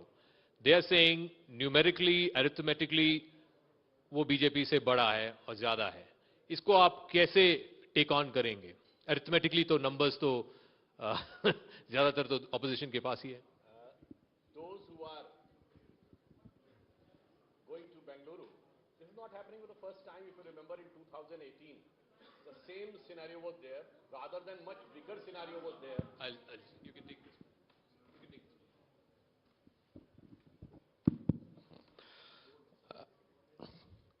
Whatever is happening in Bengaluru, it is not happening for the first time. If you remember, just before the previous election in 2018, the same scenario was there. Rather than a much bigger scenario was there.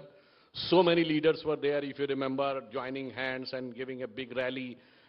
and Bangalore is known for aerospace industry. So their plane took off, but it landed nowhere. And finally what happened is dil ke tukde hazar hue, koi yahan gira, koi wahan gira. So finally, I just want to say, when they are doing in Bangalore, it's having a much more significance. Because Bangalore is considered to be the intellectual capital of India. And those younger generation, the millennium generation, who are intelligent enough to understand that who is going to lead the country on which road. Prime Minister has given a very clear, crystal clear view for the next 25 years. The Amrit Kal, that how we want to make India #1 economy of the world with our heritage, pride of our heritage, strong and robust national security. On the other hand, I would just like to say, previously, they met in Patna on 23rd of June. On the same day, 23rd of June, Prime Minister was there in America. And Prime Minister was busy in ensuring various defense deals, whether it was GE engines to be manufactured here for the fighter planes, or semiconductors, or Predator drones. So he was there to have the defense deal to uphold the security of the country, and there was also a defense deal in Patna going on. That was defense deal of whom? To cover up the corruptions of one another, to defend the corruptions of one another. And you remember who was there? वहाँ पे थे कोयला घोटाले वाले भी थे, 2G वाले भी थे, शराब घोटाले वाले भी थे, भर्ती घोटाले वाली बुआ जी भी थी, और the chairmanship was of the Chara घोटाला. And so that was another defense deal, to defend their corruption and defend their family. But उनकी जो स्ट्रेंथ है वो उतनी ही मजबूत थी जितनी वो पुल की थी बिहार के जो गिर गया, और अब तो उनका मांझी भी छोड़ के चला गया. So I think the fate of their path is very much visible in contrast to the path shown by Prime Minister Shri Modi. So Manish Tiwari, for the voters of India, the BJP, it's very clear. You have one leader in Mr. Modi, their policies are very clear. What is it that the opposition is offering? Let's start with the question of leadership. Who is the leader of this, bunch of 26 parties that have come together in Bangalore, and what do these parties stand for? The essence of any democracy is change. Change itself brings about a renewal, regeneration, and rejuvenation of the democratic experiment per se. So therefore, the first principle of any functional democracy is that it should be amenable to a regular change of government. It keeps the lifeblood of democracy pulsating through the veins of the republic. Number two, when you talk about alliances, we are talking about an alliance meeting which is taking place in Bengaluru. There's another alliance meeting which is taking place in Delhi, right? So therefore, there are 30-odd parties which are coming together under the NDA rubric in New Delhi tomorrow. Yeah. So therefore, there is a juxtaposition of two contrasting alliances. And if the BJP would have been all that comfortable as they claim to be, there wouldn't have been this panic, and panic almost bordering on paranoia, in order to try and create or recreate the National Democratic Alliance, for which they have not cared over the past 9 years.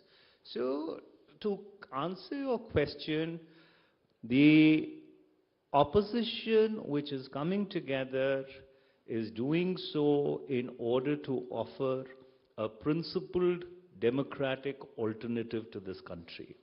I do not want to get into the hyperbole of what my dear friend Mr. Sudhanshu Trivedi just articulated. Suffice to say that over the past 9 years, all the charges that they hurled at the erstwhile UPA, how many convictions have been there? He talked about 2G. Has there been a single conviction in 2G? He talked about various other things. You see, it is very, very easy to level allegations. It's extremely easy to go ahead and register FIRs against people because in this country, the process is the punishment. But ultimately, does all that vendetta, does all that persecution really stand in a court of law? And the answer is very self-evident. In the past 9 years, because it was all built on a castle of sand, it has not stood in a court of law. So essentially, the opposition has come together to offer an alternative. There would be a common minimum program. There would be a leadership which would manifest itself. And you would see as we go towards 2024, or as we travel on the road to 2024, a lot of questions that you are asking would self-evidently crystallize. So, Sudhanshu ji, just one example. Manish Tiwari just said that, what is the desperation to revive the NDA? Kal ko NDA ka meeting hoga yahan pe. Let me just give the example of jo Maharashtra mein hua. What was the need to take on Ajit Pawar on board till the other day, till a few weeks ago? You were accusing Ajit Pawar of corruption. Wo jo video tha chakki piecing wala, wo to viral bhi ho gaya. Is the BJP becoming whatever it is accusing the Congress of having become? Whatever has happened in Maharashtra, this was a solely internal matter of the NCP. And the same thing happened in Shiv Sena. The problem is, as my dear friend Mr. Manish Tiwari was saying, he was asking about the democracy and all those parties. They claim that they are the champions of democracy, but unfortunately they are those parties who represent dynasty in their own party.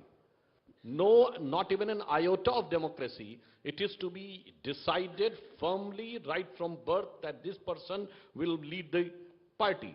And then they become the champions of democracy. So the problem is, हमारे यहाँ party को परिवार समझते हैं और वो परिवार को पार्टी समझ लेते हैं, and here starts the problem. And that's how Shiv Sena entered into the problem. That's how NCP entered into the problem. So it is their solely internal matter. And as far as the others are concerned, I would like to quote that the first coalition government which completed its full term was led by BJP during Atal Bihari Vajpayee's tenure. So we have created a paradigm shift in the Indian politics. Before that, none of the coalition government, neither in the state nor at center, was able to complete the term. And the first government, other than Congress, who got a clear majority on its own, it was in 2014 and again in 2019 by Shri Narendra Modi. So again we have created a paradigm shift. Another paradigm shift was, despite getting a clear majority, both the time on its own, we have taken all the allies with us with a proper respect. No, and we have not left anybody. They have left. And whosoever has left us, you can see. The reason why people are asking this question is, yes, Mr. Modi got an unprecedented mandate 2014 May, then 2019 May. If you're so confident about 2024, तो फिर अकाली दल के साथ क्यों चर्चा हो रही है? I think TDP के साथ भी चर्चा हो रही है. Are all these parties going to come back to NDA? Doesn't this show that आप numbers पे confident नहीं है? देखिए, एक बात बहुत क्लियर है, जब मोदी जी के नेतृत्व में भारत बहुत क्लैरिटी के साथ आगे बढ़ता हुआ दिख रहा है, तो बहुत से लोगों को लगता है कि now this is the way where India is destined to be. And that's how Modi ji has created a situation in which for the 3 consecutive years he has been rated the #1 leader in all over the world. I just want to say one example. Can you quote a single country in the world in which today Russia says that India is our traditional ally and US says that India is our strategic ally? It has happened only under the leadership of Prime Minister Shri Narendra Modi. Can you quote a single instance in which during the Yemen war, the both warring factions agreed to stop the fighting for 2 hours for which the Indian planes can go? So from international level, and can you quote a single instance in the entire history of the country when 48 crore people have got Jan Dhan account? Another example I would like to give 4 crore people have got Pradhan Mantri Awas Yojana. Out of 4 crore, in 3 crore, women are having the joint ownership of the party and the joint ownership of the property. And in most of the cases, they are only belong to the poor classes. I can say with challenge, कि इससे पहले कभी 3 करोड़ गरीब औरतों के हाथ में मालिकाना हक नहीं होगा कि कागज पर रजिस्ट्री उनका नाम हो. This is the change which has been brought. So Manish Tiwari, let's talk about, it's the year of India's G20 presidency. We've had over 100 plus meetings that India has chaired as part of the chairmanship. You've just seen the kind of reception that the Prime Minister received first in America, then in France, at a time when India's stock itself seems to be going up and up in the world, and credit where credit is due, some of it goes to Mr. Modi's leadership.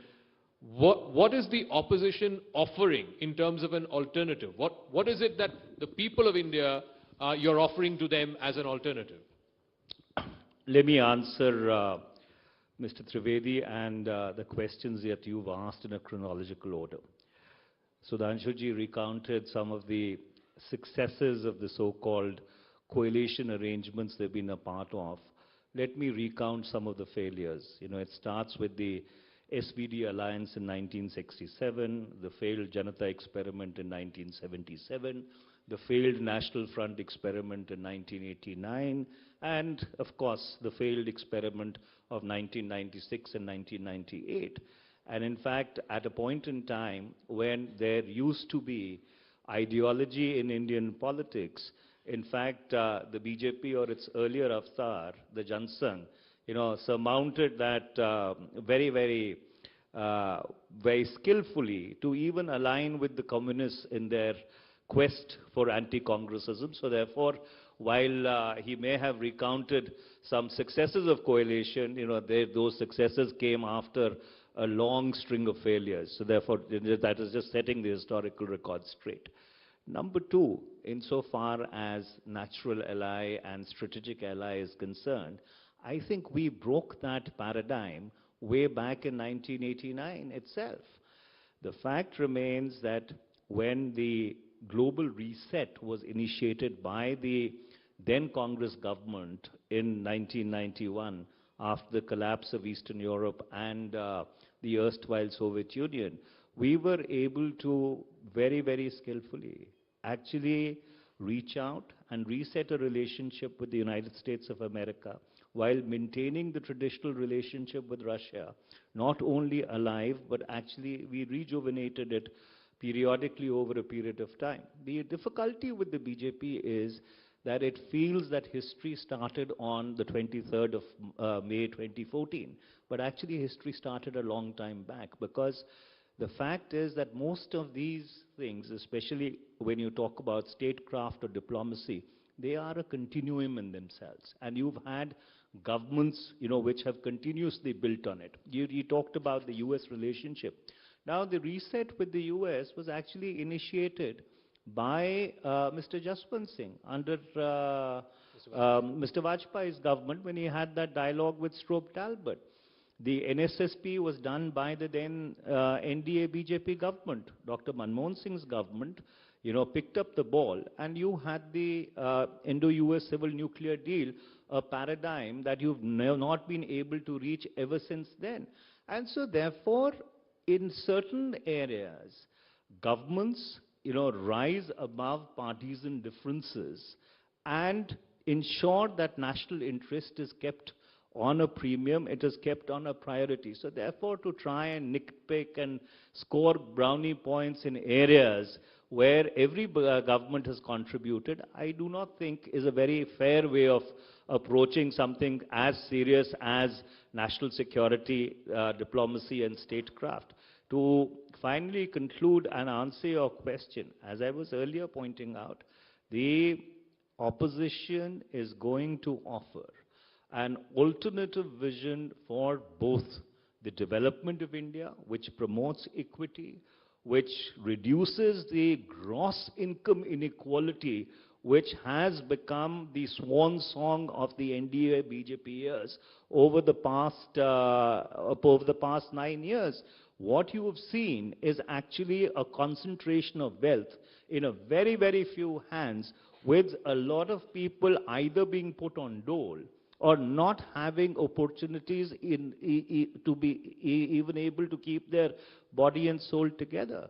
So therefore, the fundamental principle where democracy thrives is when you have income equality. And income equality, to ensure that the fruits of economic development reach the last person in the last row, would be one of the priorities. And as we go forth, you will find a whole alternative program of development, a whole alternative vision for this country being articulated and put before the country. Okay. Sudhanshuji, for the BJP, historically, the three biggest issues were Ram Mandir, Article 370 abrogation, and of course UCC, the Uniform Civil Code. UCC की बात काफी चर्चा हो रही है आजकल, but ना कोई draft है, ना कोई basis है, and how many people will you exempt? You'll exempt the tribals, you'll exempt the Northeast. तो क्या है UCC को लेकर आपका क्या है? What is your vision? What are the details? What are the modalities? First, I would like to answer just in brief what he has said. He said that in 1991, when the Eastern Bloc has crippled, and then at the time, government of India has changed. I would just like to remind two instances. They were saying that they were having equally good relation with the Russia and America. 1994, Russia backtracked, giving us the third stage cryogenic engine. ये नबी नारायण वाली movie उसी context में थी. In 1995, Narasimha Rao government was all set to perform the nuclear test, and it was America who stopped. So this was our equal relationship with Russia and America. And today, we are getting S-400 from Russia, and first outside NATO country to all set to get Predator drones. So that is how we have dealt equivalent balance with them, and that's how. And one more thing, I will agree to him. So previous governments have also done several very good steps, like the present transition of the economy was done by Narasimha Rao government, shedding away the Nehruvian economy. But unfortunately, those who have done significant work, whether it was Sri Lal Bahadur Shastri, who started the nuclear program, and Sri P.V. Narasimha Rao, who has transformed the economy, were not given due legitimate dignity which was to be given to them. Now coming on these three issues, ये तो आपने बहुत अच्छी बात कह दी. These three issues were in our agenda since our previous avatar, Jansangh 1951, and you cannot quote a single manifesto of Bharatiya Janata Party in which all these three things are not there. So ये इस बात का प्रमाण है कि we have never changed our stand on our basic point. And with due humility, I would like to ask, quote a single political party. हमने 72 साल में कोई स्टैंड चेंज नहीं किया. आप बताइए कोई पार्टी जिसने 72 साल में 4 बार अपना स्टैंड न चेंज किया हो on the core issues, like on the issue of Ram Temple. If you remember, it was Sri P.V. Narasimha Rao as Prime Minister had said, हम बाबरी मस्जिद दोबारा तामील करेंगे. And Mulayam Singh Yadav as Chief Minister said, Babri मस्जिद दोबारा तामील करेंगे. Now they said, नहीं, we welcome, everybody accept that the Ram Mandir should be there. So this is the change. But we were standing against the odds, and we are standing here also. We said 370 will be abrogated.